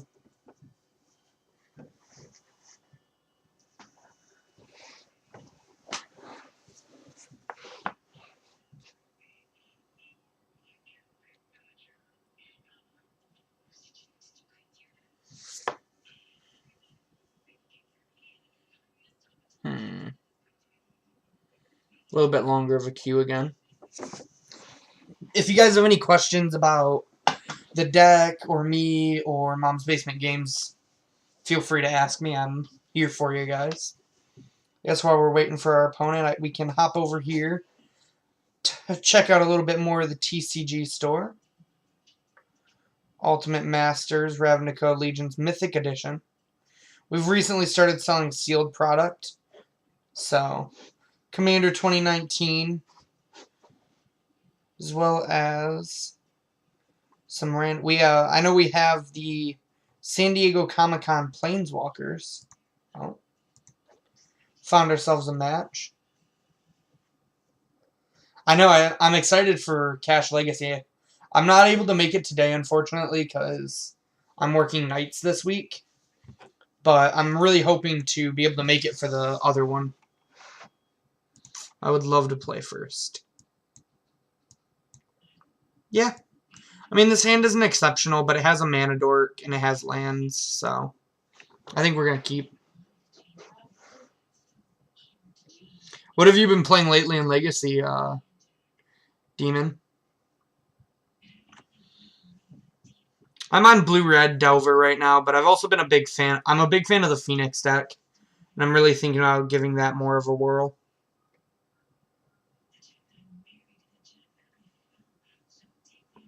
Alright.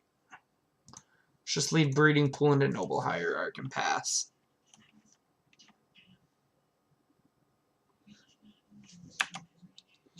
Probably fetch a Temple Garden tapped next turn with this Windswept Heath unless we draw something good.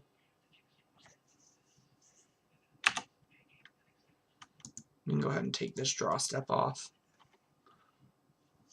Hopefully it doesn't tell my opponent anything. Forest Shriekhorn, so it's Dredge with a basic forest? Interesting.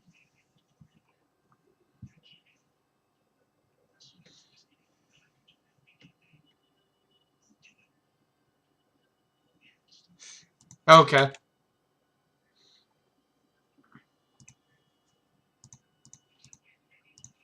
Glad you can catch a live one, Mike.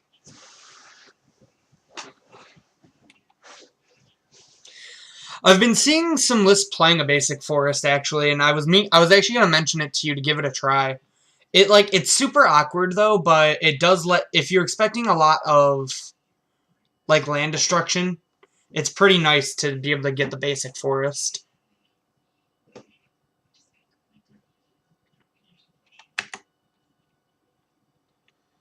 So we really need something to help us combo our opponent fast. We don't want to give Dredge a lot of turns. This is a matchup I thought about with the sideboard, though, with the 2 Rips and Remorseful Cleric.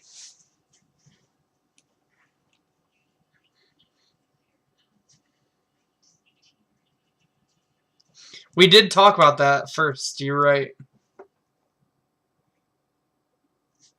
How's school been going for you? How are you liking it so far? Oh no, Creeping Chill. Oh no. It's so chilly. Should have grabbed me jacket. Also apparently went to Britain. This might be a cathartic reunion is my guess. Based off the fact that they shrieked Horn on their turn.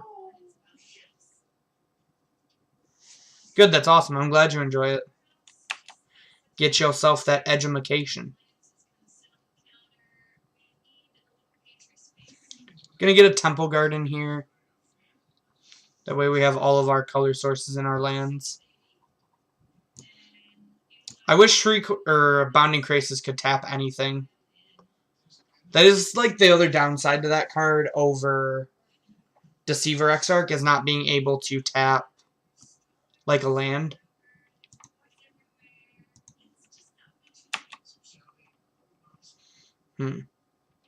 Forest was not what we had on our menu. So we have all our mana, so we're just going to get a poke in with this Noble Hierarch. Just start working them down. 23 turn clock. I don't actually... Unless our opponent really wants 3 mana on this next turn, maybe to flashback to Faithless Looting, I'm not sure if they have a red source. Which could be very troublesome for them.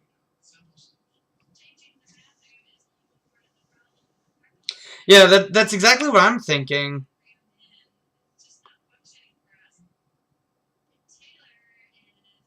Okay, so he has the red source.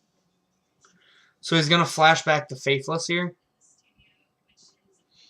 He's still pretty far off from the Conflagrate because he needs another red source, though.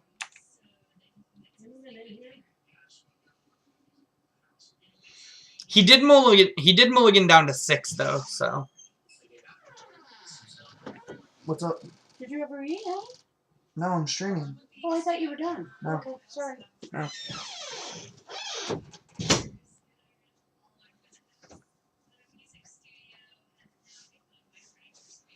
Sorry about the interruption there. Moms, they like to make sure you eat and stuff, you know.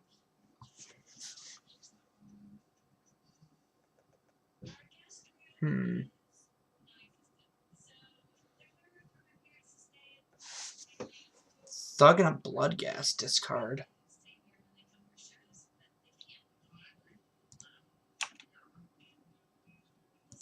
Yeah, the Loam is like the awkward card if he has, but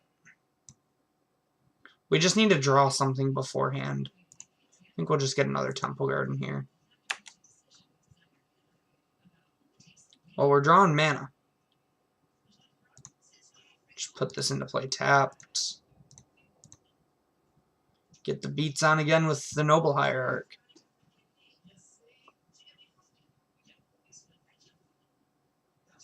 He did hit another Faithless Looting too. So he's probably going to start being able to go through his deck pretty fast here.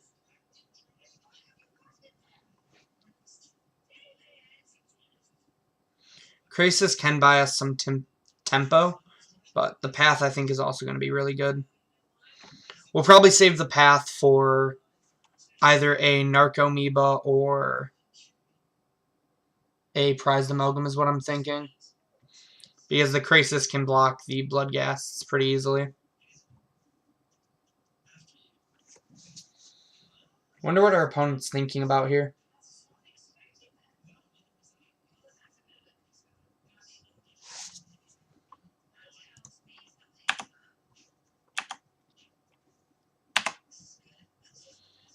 We're just going to F6 through this real quick.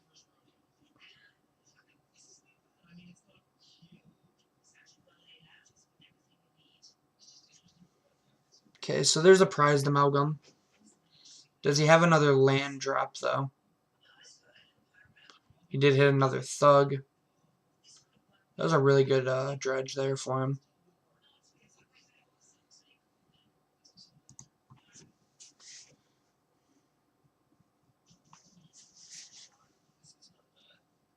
I feel like here he's probably trying to decide if he casts Life from the Loam or flashes back Faithless Looting. Could also be thinking about if he just conflagrates here. Which I'd be pretty happy if he just conflagrates my board here. My board isn't that worthwhile.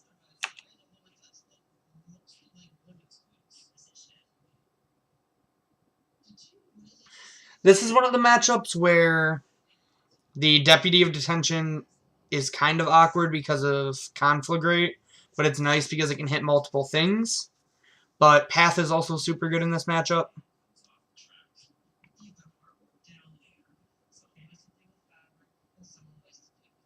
Looks like he's probably just going to Conflagrate here.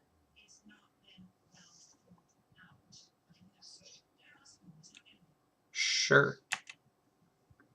I have plenty of mana, opponent. Discarding Thug and another Conflagrate. Okay.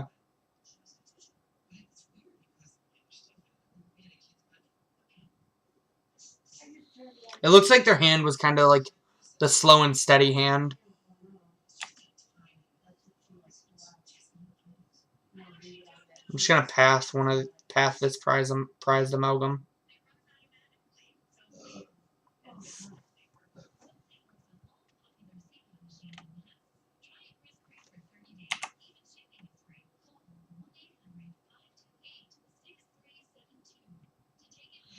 On a 6, his hand didn't seem that bad, honestly.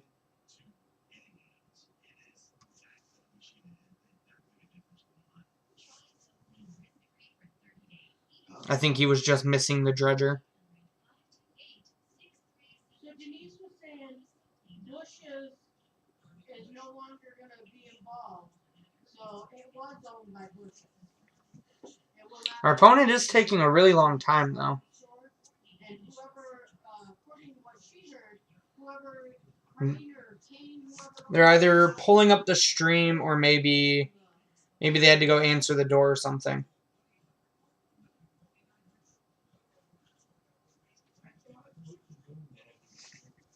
What do you think our opponent could be in the tank here on Mike?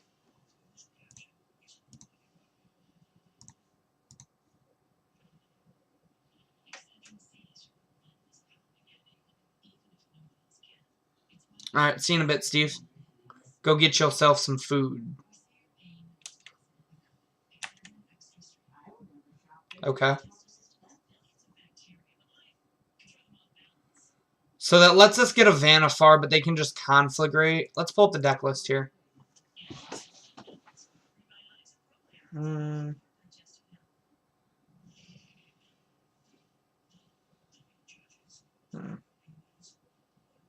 Yeah, I really just want to get...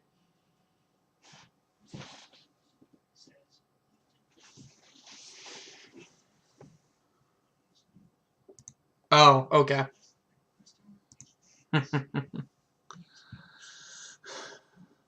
I really want to get them to use this conflagrate.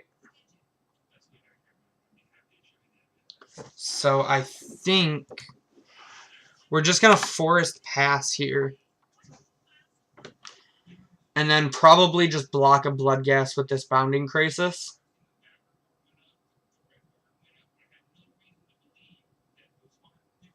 Okay. So, not the best dredge for them there. Sure, go to combat.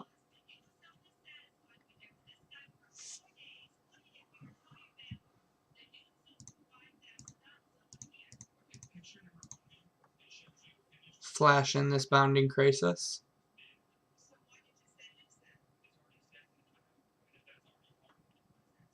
How's work going for you, Steve? Pretty slow at the shop today, or has there been a steady flow?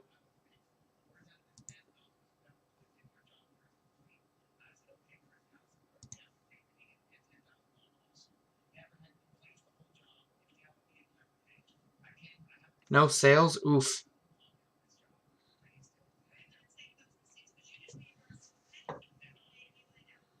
How's it, you guys have modern today, don't you? Or are you guys not doing that anymore? Tell Erica I said hello.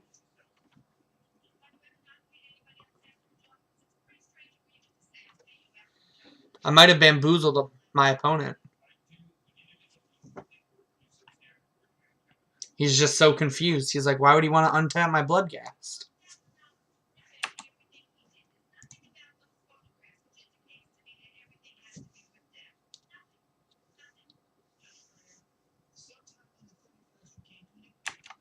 Yeah, I wish I could come. I unfortunately have to work, though.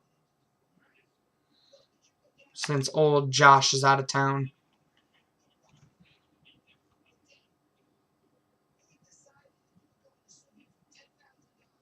If we draw a 3-drop, we can just Eldritch Evolution into Kiki and kill our opponent.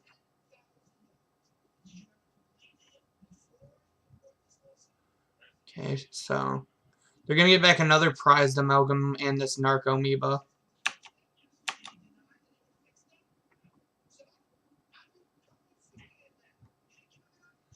And they're really getting through their deck here.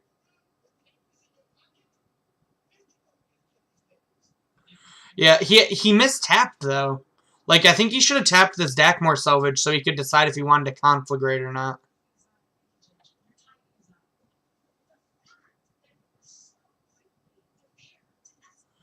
They haven't been great, but, like, they've been fine. At least, like, I think they've been fine. Sure.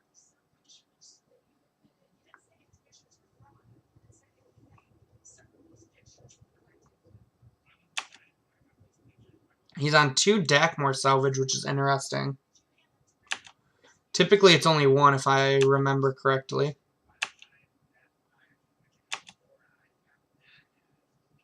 Alright, that should kill our opponent.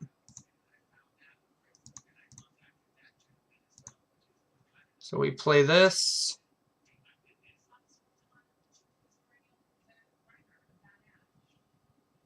Our opponent should be dead to this Eldritch Evolution.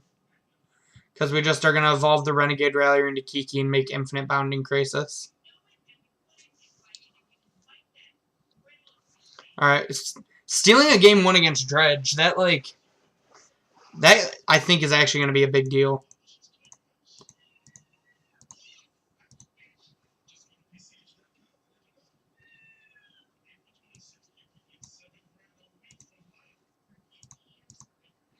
Grab that Kiki-Jiki.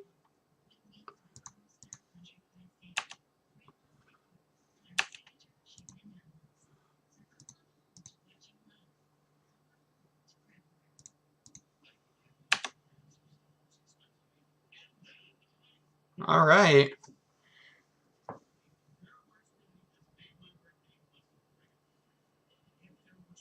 Yeah, you can, you'll probably be very helpful here. Alright. So let's see what's not good here. Shalai actually seems pretty good. Linvala does not. Glenolindra seems really slow. Deputy seems awkward. I don't think we have time for Tracker, Eidolon. We want our Graveyard Hate, but not our Artifact Hate. Okay. So that seems like the easy cuts. I think the Jace is probably a little too slow.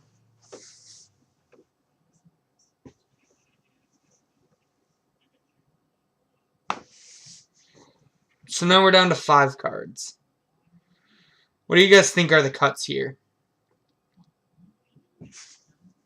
The Kasali's not good. The Knight of Autumn doesn't seem that good. Yeah, like the Shalai stops. It makes you have to conflagrate just her. So I think I like her.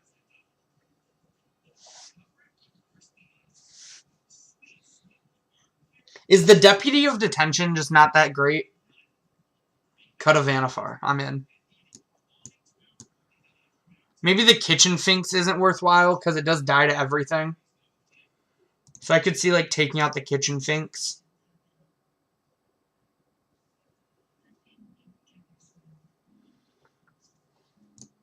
Thragtusk is probably a little too slow. So what do you think the last cut here is?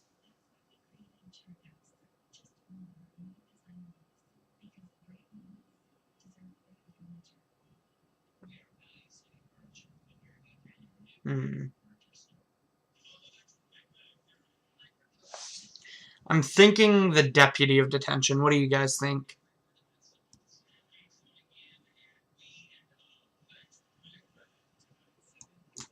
What do you guys think about taking out the Deputy as our last cut? Then we're just like a combo deck with a lot of hate cards.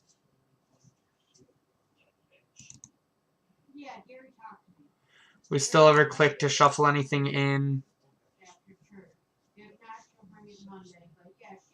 It's okay, but I'm not sure. I don't think there's anything worse than it. We're going to try this. The Deputy is definitely the last card I would rather have in my deck.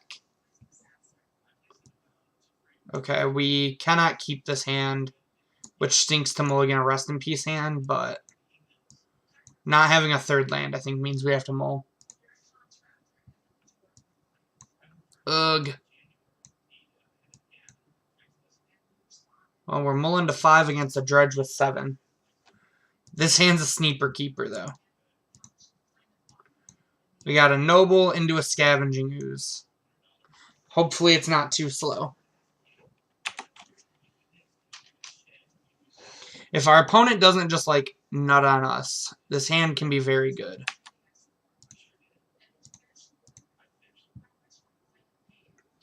Because we can eat something. Okay. That's a fair discard.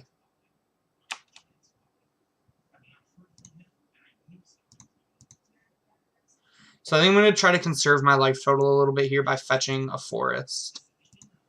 And then playing one of the nobles.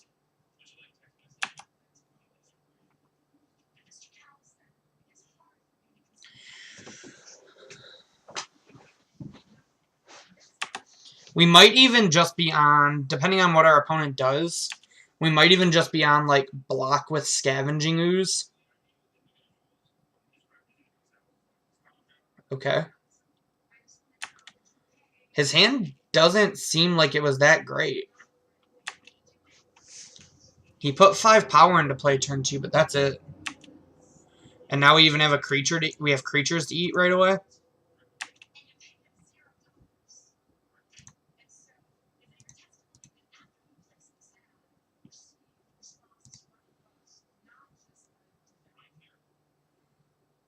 So I think here I'm going to actually shock.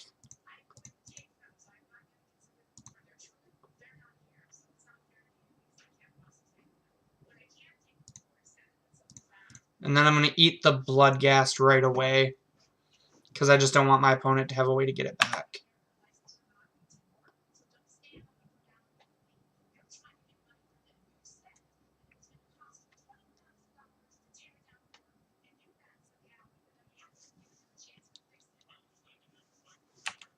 Okay. Ooh. This is really bad for us, unfortunately. He just gets to conflagrate both of these away. Discarding his whole hand.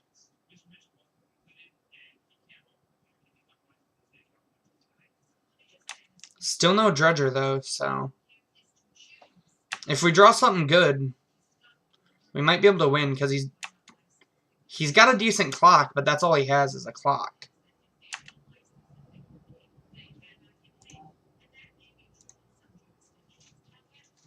Oh, he discarded a loam, actually, so he has a Dredger.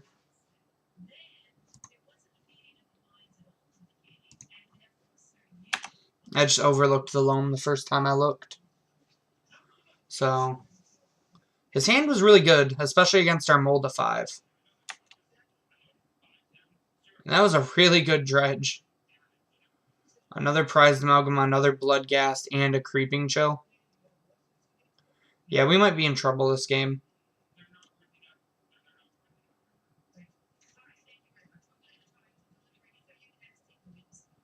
Yeah.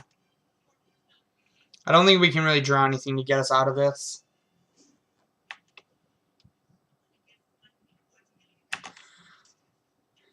I want to see a little bit more when he dredges to know what he brought in for Graveyard Hate. But I do agree that we're dead.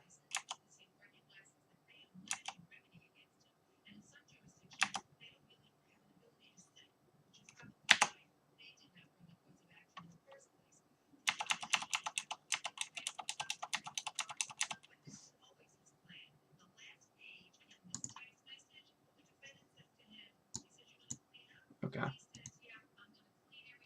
So we didn't really gain any information there, unfortunately. This does give us a little bit more time to think about the Deputy of Detention.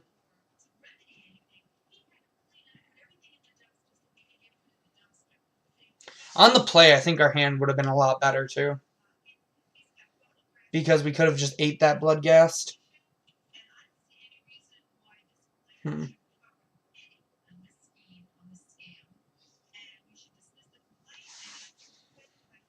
I think we just run it back. What do you guys think?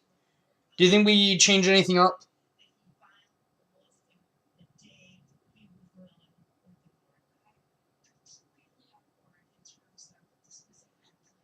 What do you think, Mike?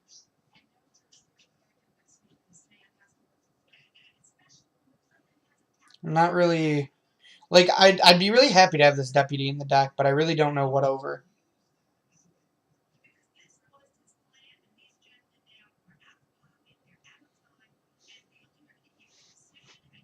Yeah. I think we just try running it back. We are a creature deck, so maybe they don't bring in Claim.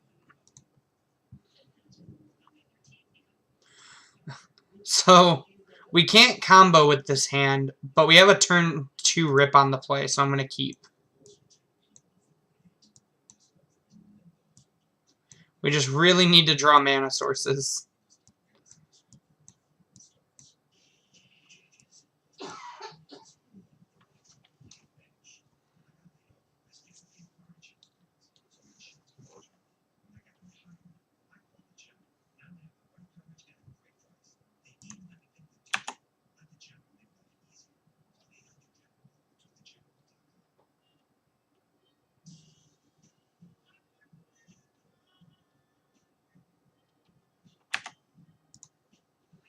Turn 1 Shriekhorn.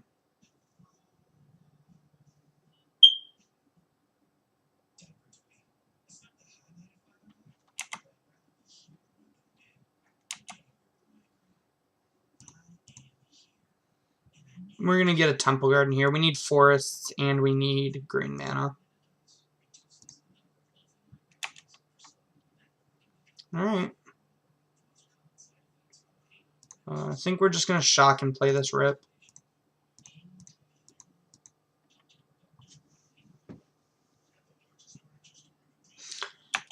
So something interesting I did not think of until literally right now. We need the Woodland Bellower combo in order to... Crap, I didn't think about that. So interesting thing I never thought of and nobody pointed out to me before. We can't combo through Rip without the Woodland Bellower combo because of it being a graveyard combo. A Bloodghast and a Narcomoeba are gone. Huh. I think we'll still be fine because we do have good beatdown plans. And we can still combo, it's just going to take we have to go slow to get it. If we don't draw a land here, I probably won't attack. I'll probably cord for a bird.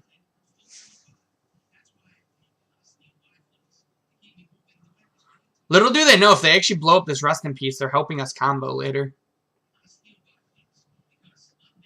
Yeah, I think that's what's going on. And they have it. They have a Pulse. But that's fine. We have a Scavenging Ooze.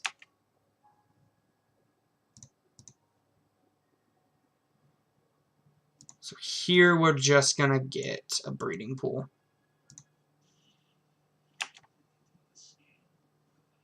Okay.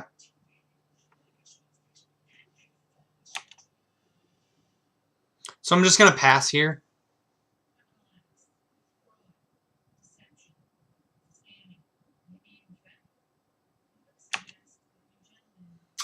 Actually, no.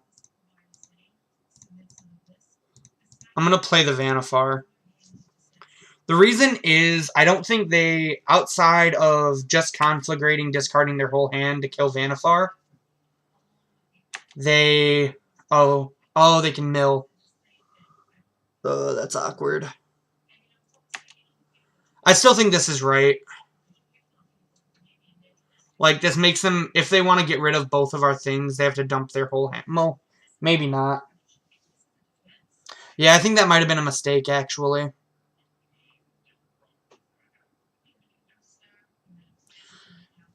So, the reason why I did this is I can't... If I cord for Vanafar, I don't have a way to combo off with the Woodland Bellower and Kiki-Jiki in my hand. But I'm in such a worse spot because of this now.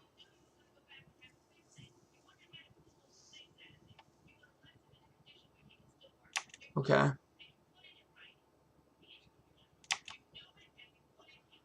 So, they still don't have a Dredger.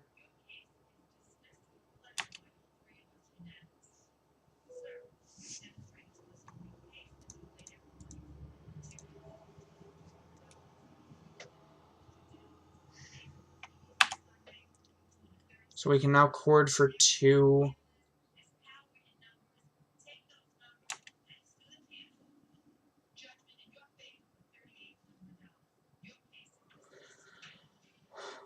This has been a super weird game.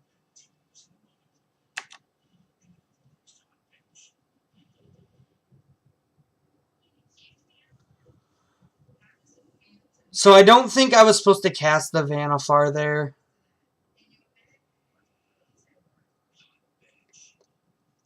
But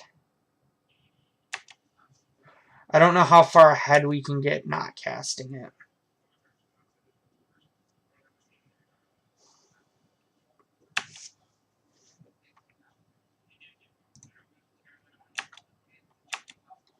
So we're going to attack here because we just plan on Bounding Crisising this turn.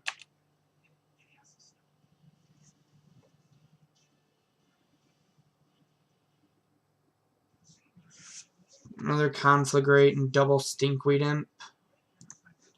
They had a Looting as their last card in hand. Yeah, we're in trouble. That Vanafar play. But, like, yeah.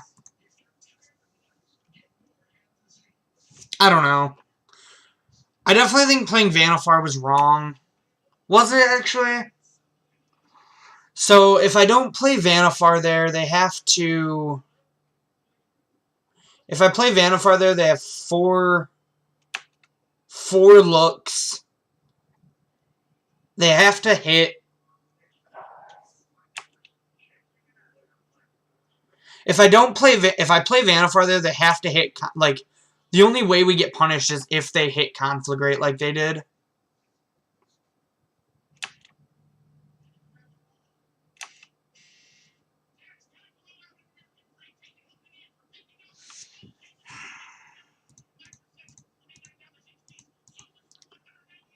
So it feels bad, but I'm not sold on it being a misplay. I'm really not.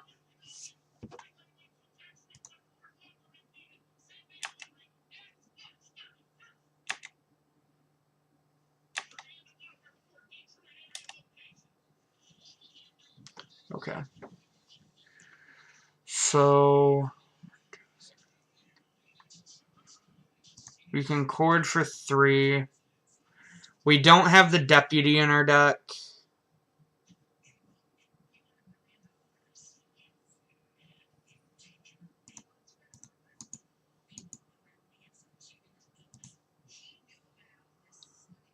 So what can we get here?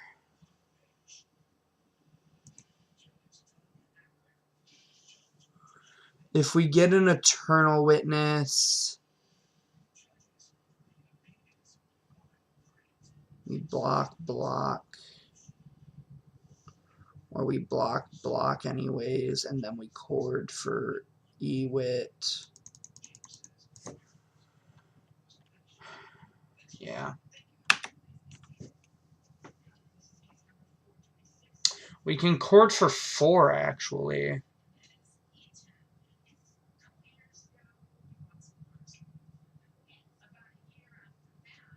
And get a Shalai.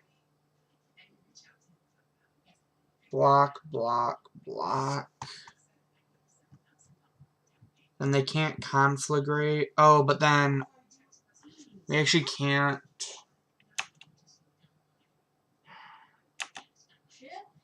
We'll see what happens. I think it's cord for Shalai here.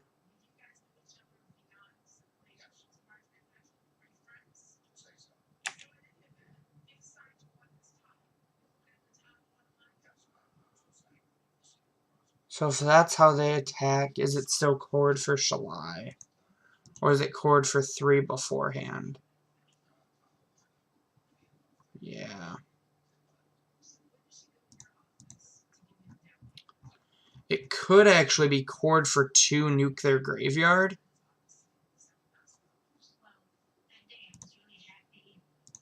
I think I like that play.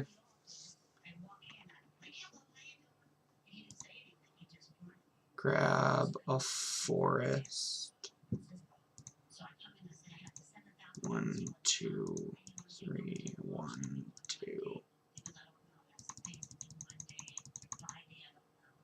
Done.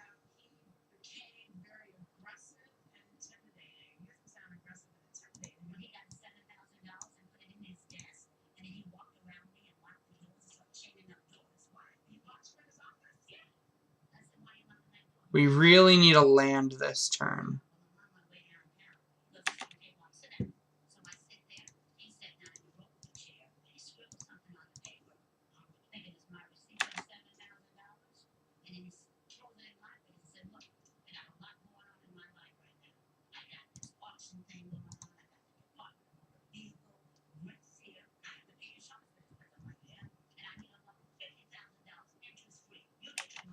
Alright.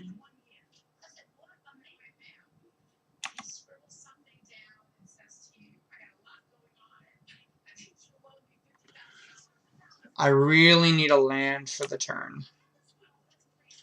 Land.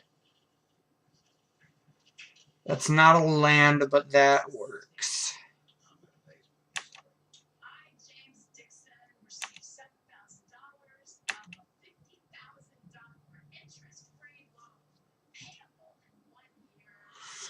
Alright.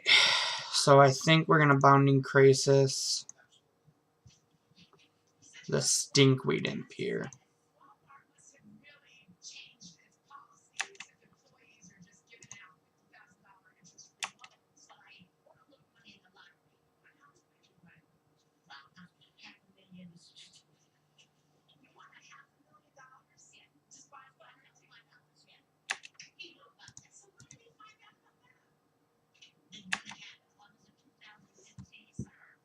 So I'll take this block.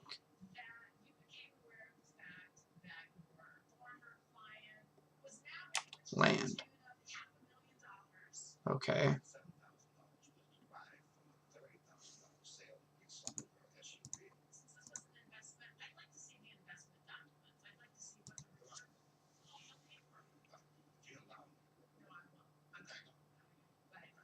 Chord for... Bellower back. If we path our dude, we go to 3. We Bellower, Ewit, get back Prime, we go to 1. Or we Bellower back. Remorseful Cleric. I think it's better to just path their guys. I think it gives us more time.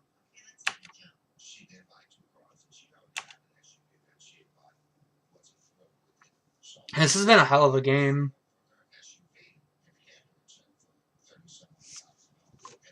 Yep, go to combat.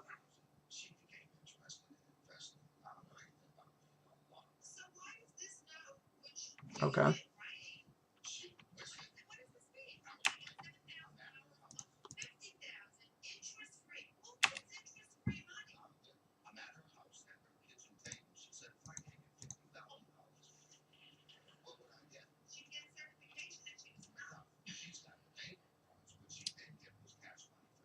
So we really want a fetch land. Because a fetch land lets us nuke their graveyard. Yeah, I knew I was for sure pathing that turn. I wasn't sure if I was pathing them or a token. Or my token. Alright, bud. Time to get in there, Sky Hussar.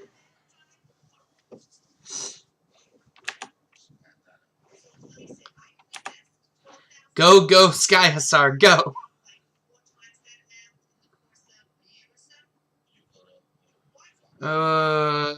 We really, really need a fetch land. Oh, they had the land drop. No. I think we might lose this game, unfortunately. We tried our damnedest, though.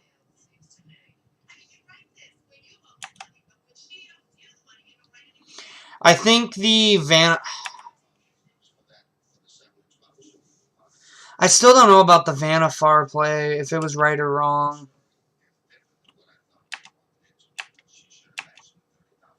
Like...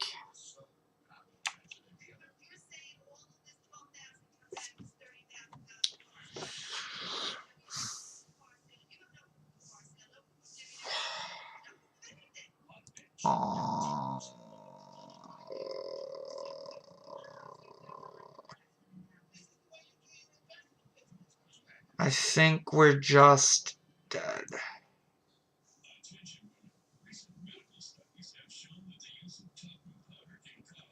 He couldn't attack because this is flying. Oh, he could have attacked with the Bloodghast, yeah. He should have attacked, you're right. Unfortunately, he is not punished. Yeah, What do you guys think of that Prime-Speaker play? It was the play to win line, but I think it's what lost us that game at the same time. So, like, if we don't do it, we get to eat the con flags. But we're not doing anything. Yeah. That was tough. I think it was probably right to not play a Prime-Speaker the more I'm thinking about it. Because if we set a stop in his draw step, he dredges and we can eat both conflagrates. That was a tough game, though. That was a good game, though.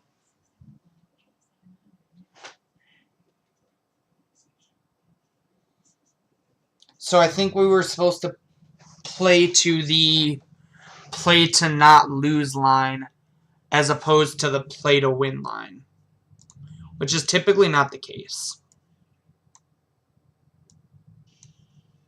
I'm going to keep and hope they can't kill our bird.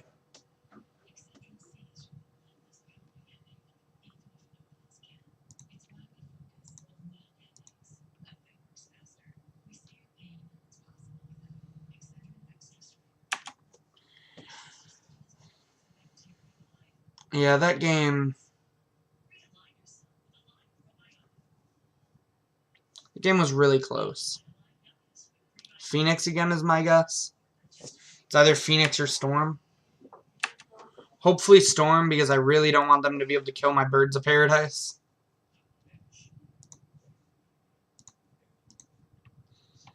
Alright, here we go.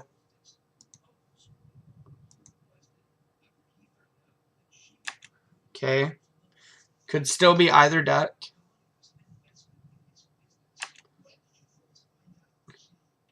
Okay, so it's Phoenix. They do have said Phoenix. So that's pretty good for our opponent. That's a good clock.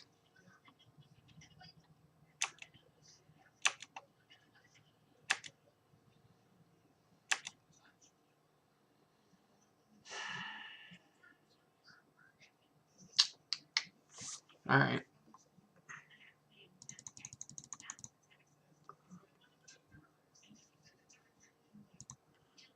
One, two, three. Eldritch Evolution. Into Kiki is 2. I'm going to stop in my opponent's draw step and click them.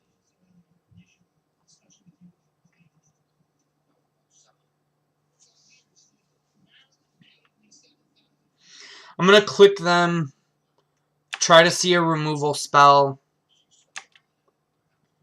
and then if I draw land, I can Eldritch Evolution, Vendilion Click into Kiki, copy a bird, play land, and then Bounding Crisis to combo. That's the line we're shooting for.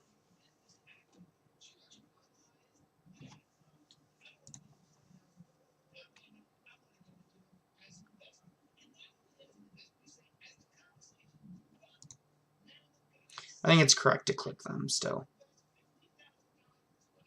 We could click ourselves, yeah. We could have clicked ourselves to try to hit another land drop, but I like trying to strip them of removal spells. Okay, so they're on the Snapcasters. So we're going to tuck the Snap.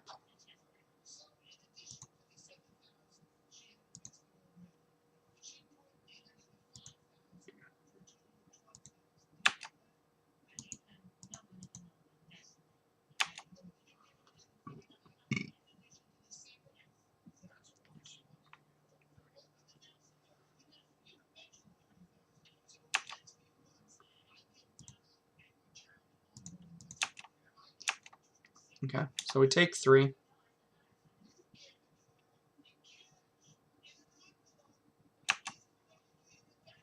So, notably, if this was Deceiver Exarch, we could have won the game here.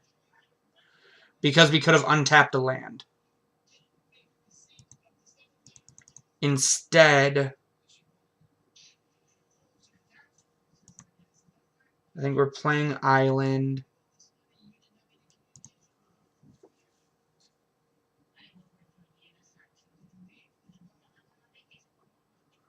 If we tap it, let's Eternal Witness back this Vendilion Click. Because then we can do the Eldritch Evolution Kiki-Jiki line.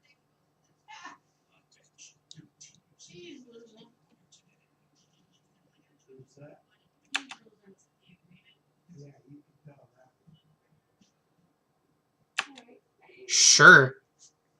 You surgical extracted my Vendilion Click to get my 1 Vendilion Click.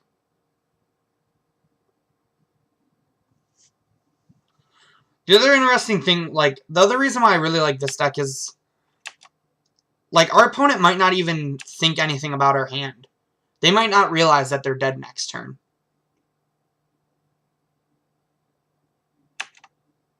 Yeah, like, if they don't have another land drop in a, like, they might just not see that they're dead.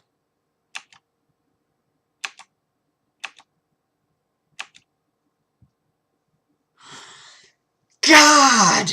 I'm the unluckiest person on Earth. Oh my gosh. We actually can't combo now because we have to draw our Jace. Holy crap.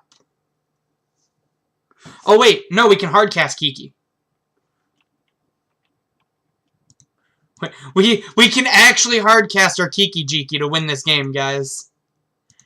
Or not to win this game, but...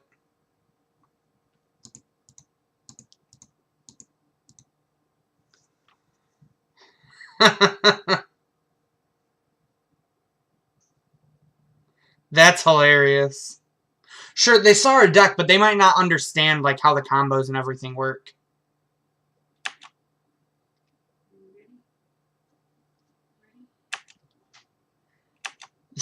That's hilarious. We actually have the triple bird to hardcast Kiki-Jiki.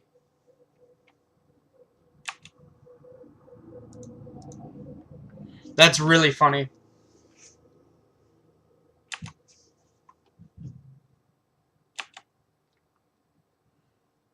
Yes, opponent, go ahead and use all your mana for me. Just tap all of your red sources for me. Yes. Now tap this. Yes. We got him.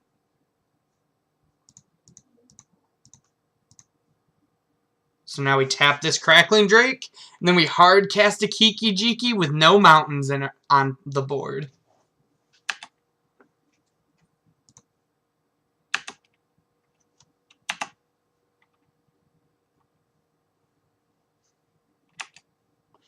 They surgicaled our one of Vendilion Click.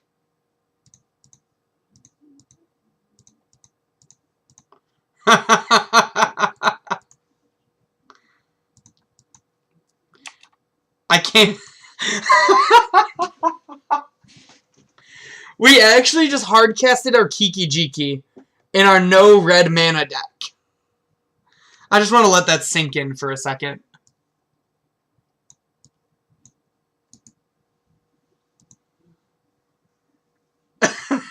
I can't believe that actually just happened. Alright, so Glenn's slow, Jace is slow. Then Vala doesn't do anything. Eidolon's great. Tracker's meh. Deputy dies to Bolt. Autumn's unneeded.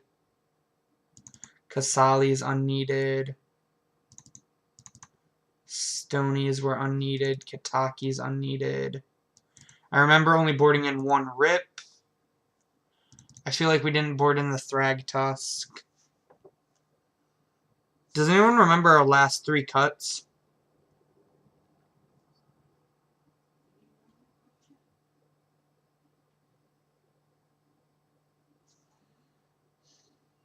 I know I just played against this deck in this tournament, but I can't remember what our last 3 cuts were. Maybe it was just... Oh, it was voices were bad. Remorseful stays in.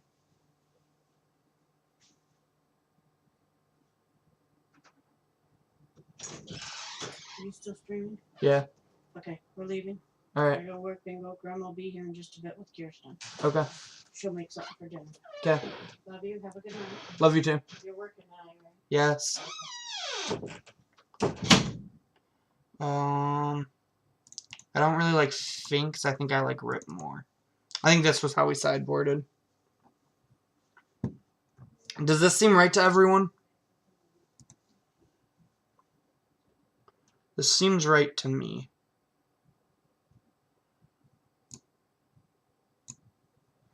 Gosh, I can't believe we actually hard casted a Kiki-Jiki off 3 Birds of Paradise to win the game. That was something special.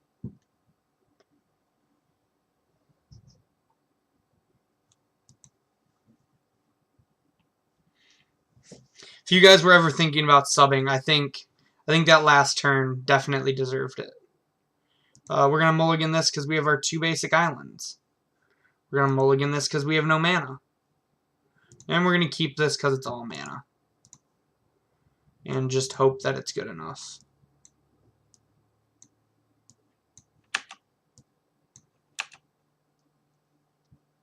Okay. We could just be on the Chord for Ewit plan. Chord for Ewit, Chord for Resto, Chord for Kiki.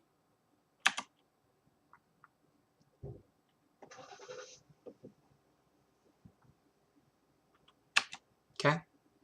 It's a thing. Oh no, why you gotta be so rude? Don't you know I'm here? Haha! So this is a tough choice between playing Wall of Roots and Pathing here.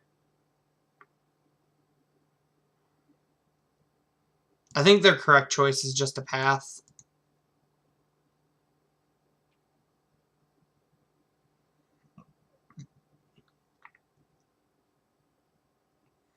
This deck's really light on threats, and Thing in the Ice is probably their best threat against us.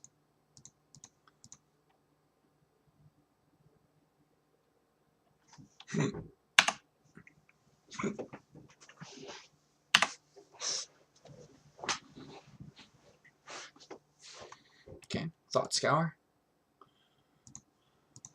Okay. They've milled over... Oh, they have a Phoenix in the yard.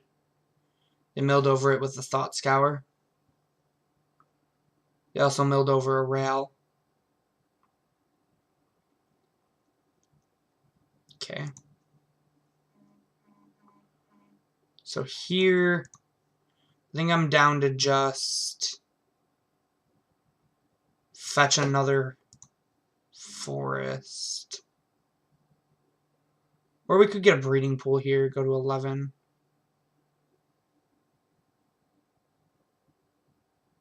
Yeah, as painful as this is, I think we want all of our mana. Play Wall of Roots, play Scrib Ranger, pass. We now have the Chord for 3 online. Notably, once we get a Resto Angel, we're actually pretty set up.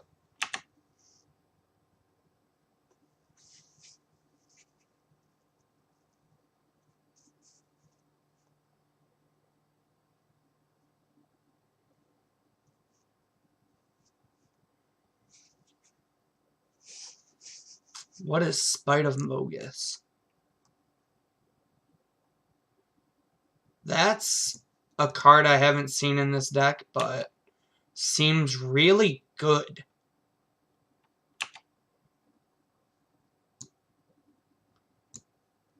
Why do people play Beacon Bolt over that?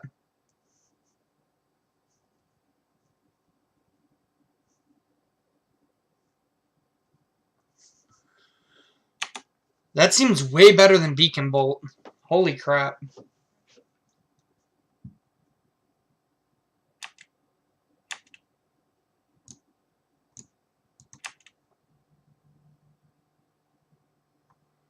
I might have to try this card.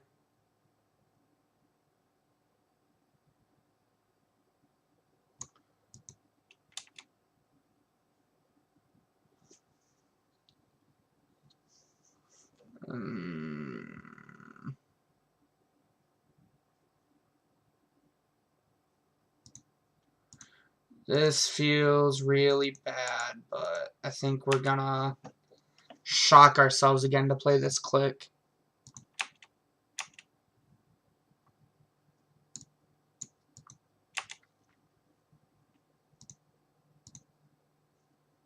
Cancel. Make sure we float an island first.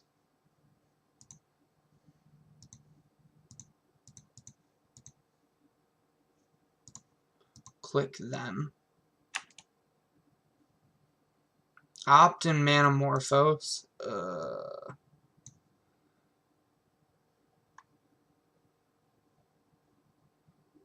think we take the opt. I am mind blown by this card that nobody plays it. That seems so good.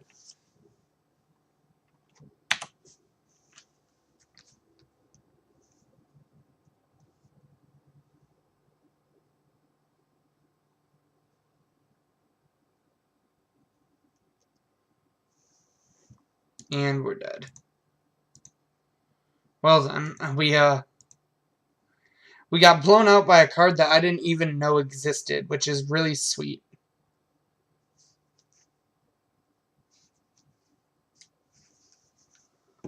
That card seems really good. I'm going to have to try that in my Phoenix sideboard. Maybe even one in the main. It might be better than, like, Flame Slash. Maybe not. Maybe not. I gotta think about that. Maybe it's better. Maybe the one Flame Slash main is better, but the second Flame Slash in the sideboard is worse. Nonetheless, back to this. That card makes me want Rip. Well, Beacon Bolt actually is better because it gets around Graveyard Hate. I don't think... Is Beacon an instant? If Beacon's an instant, Beacon's actually probably better.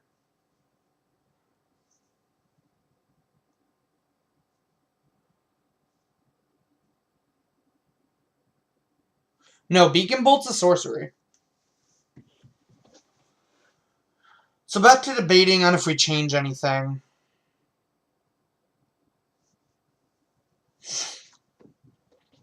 I don't think we do.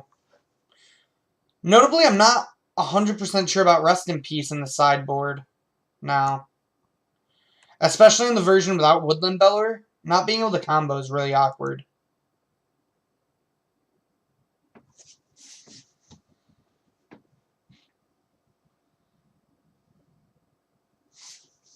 Maybe the rips need to be some, like, targeted form of Graveyard Hate.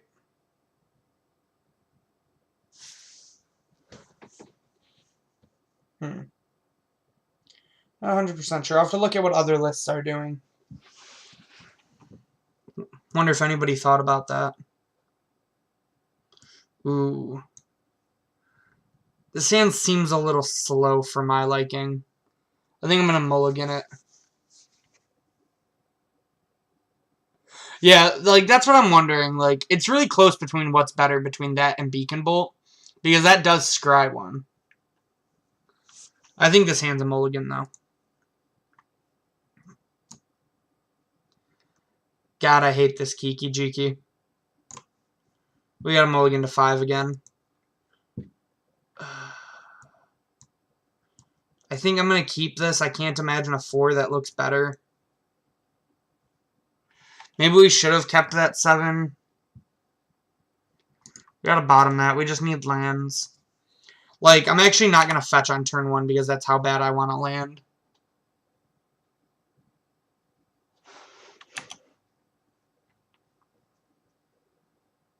Rather unfortunate end of this league, having mulliganing to 5 2 of these games. Okay. So we're going to play this Temple Garden tapped and pass. Still not fetching because all I want to draw is lands. Oh, they're on the Jace Fringe Prodigy too. Okay. I'm actually fine with him sticking around. Alright, that's another land. We are kind of in business.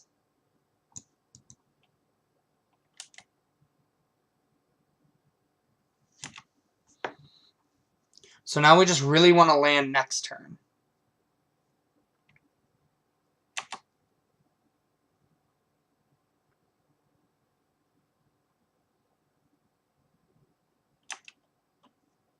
Alright, Thing in the Ice is worth passing.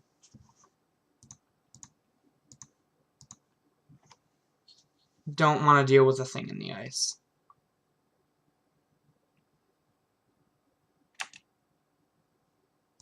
Alright.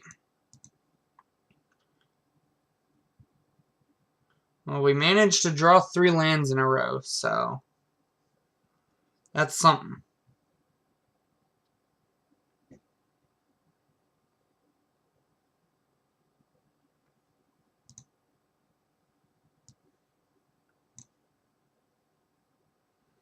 I'm just going to get a forest here, conserve my life.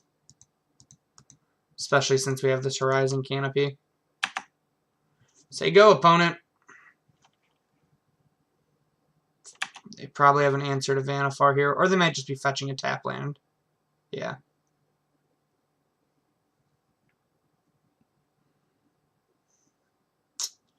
They had the Lightning Axe. Darn it. And that flips the Jace here, too.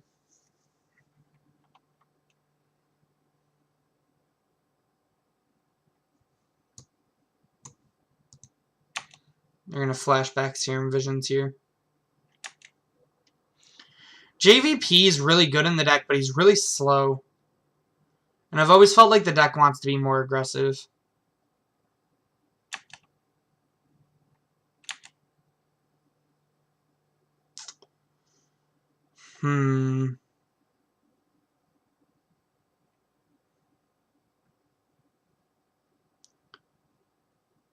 So I'm actually not going to play this Damping Sphere. Because if we play the Bounding Krasis and draw a land, we can try to start the Chord Chain.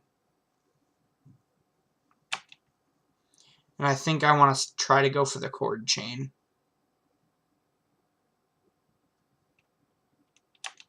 That is, in fact, a Young Peasy.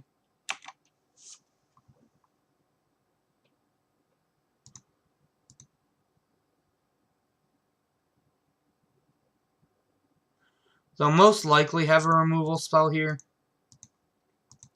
But I don't think I can really try to play around it.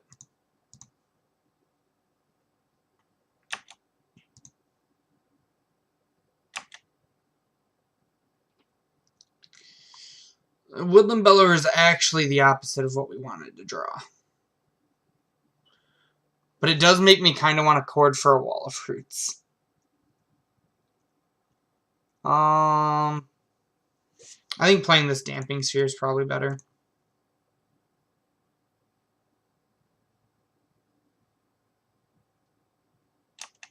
They had the bolt. They had the bolt the whole time.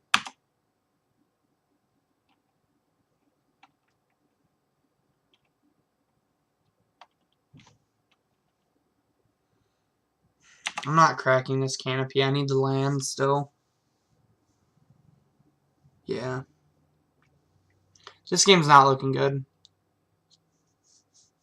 I do think this matchup's kind of hard. I think we've gotten rather lucky to beat it as many times as we have.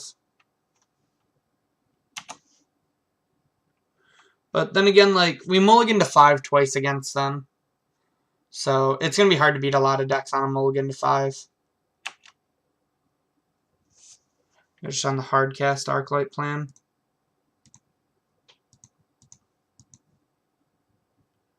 Guess we'll Path of Bird and hope.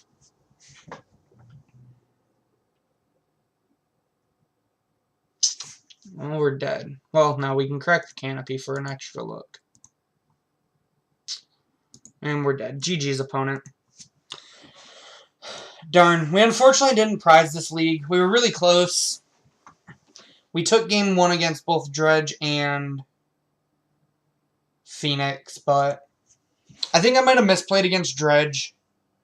And against Phoenix, I'm not really sure. Like, we mulliganed a lot, unfortunately. There's still a lot of questions I have with this deck. I think it's very powerful, and I do think it's good. I'm not sold on the Woodland Bellower chain. It seemed really awkward for me. And I think next time I'm going to try a little bit of red mana. I don't know how heavy on red I'm going to go. I might just put in like 3 red sources. Maybe 4. I'm thinking the Sky Hussar becomes a, whatchamacallit, a Zealous Conscripts. The Jace becomes a second Kiki. And then in the sideboard, Linvala probably becomes P and K Nalar. Here, let's just go to the deck so I can move stuff around. So the Jace, Click, and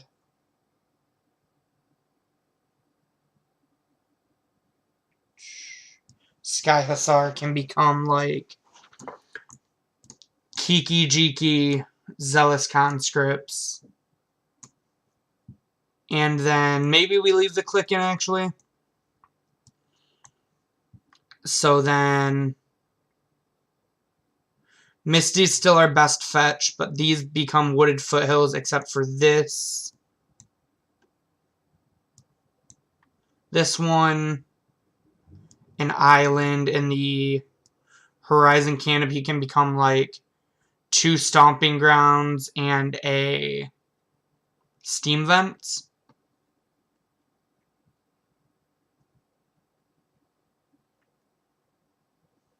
And then in the sideboard, I'm not sure about the rest in pieces yet. But I know for sure the Linvala and the Kasali would become Pia and Kieran Nalar and Izzet Staticaster. And then I'd like a Fulminator Mage, but I really don't think we have the room for it. So I'd have to think about these rips still. The core of the deck is very powerful. It's just figuring out the right way to build it at this point. And I'm really interested to see how the building goes. I'm not really sure what I'm going to play yet. I might play Legacy next week if we have an extra slot to play Legacy. Otherwise, I have a couple decks people have been asking me to play. But I really like Vanafar Pod. We'll probably come back to this in a couple weeks again. It might be like, not a frequent thing, but a semi-frequent thing for me to play this deck, because it's really fun. And it's really interesting for me to try to work my brain around figuring out what I think the best list is. So, alright though guys, with all of that, I'm going to be signing off. Thank you all for watching again.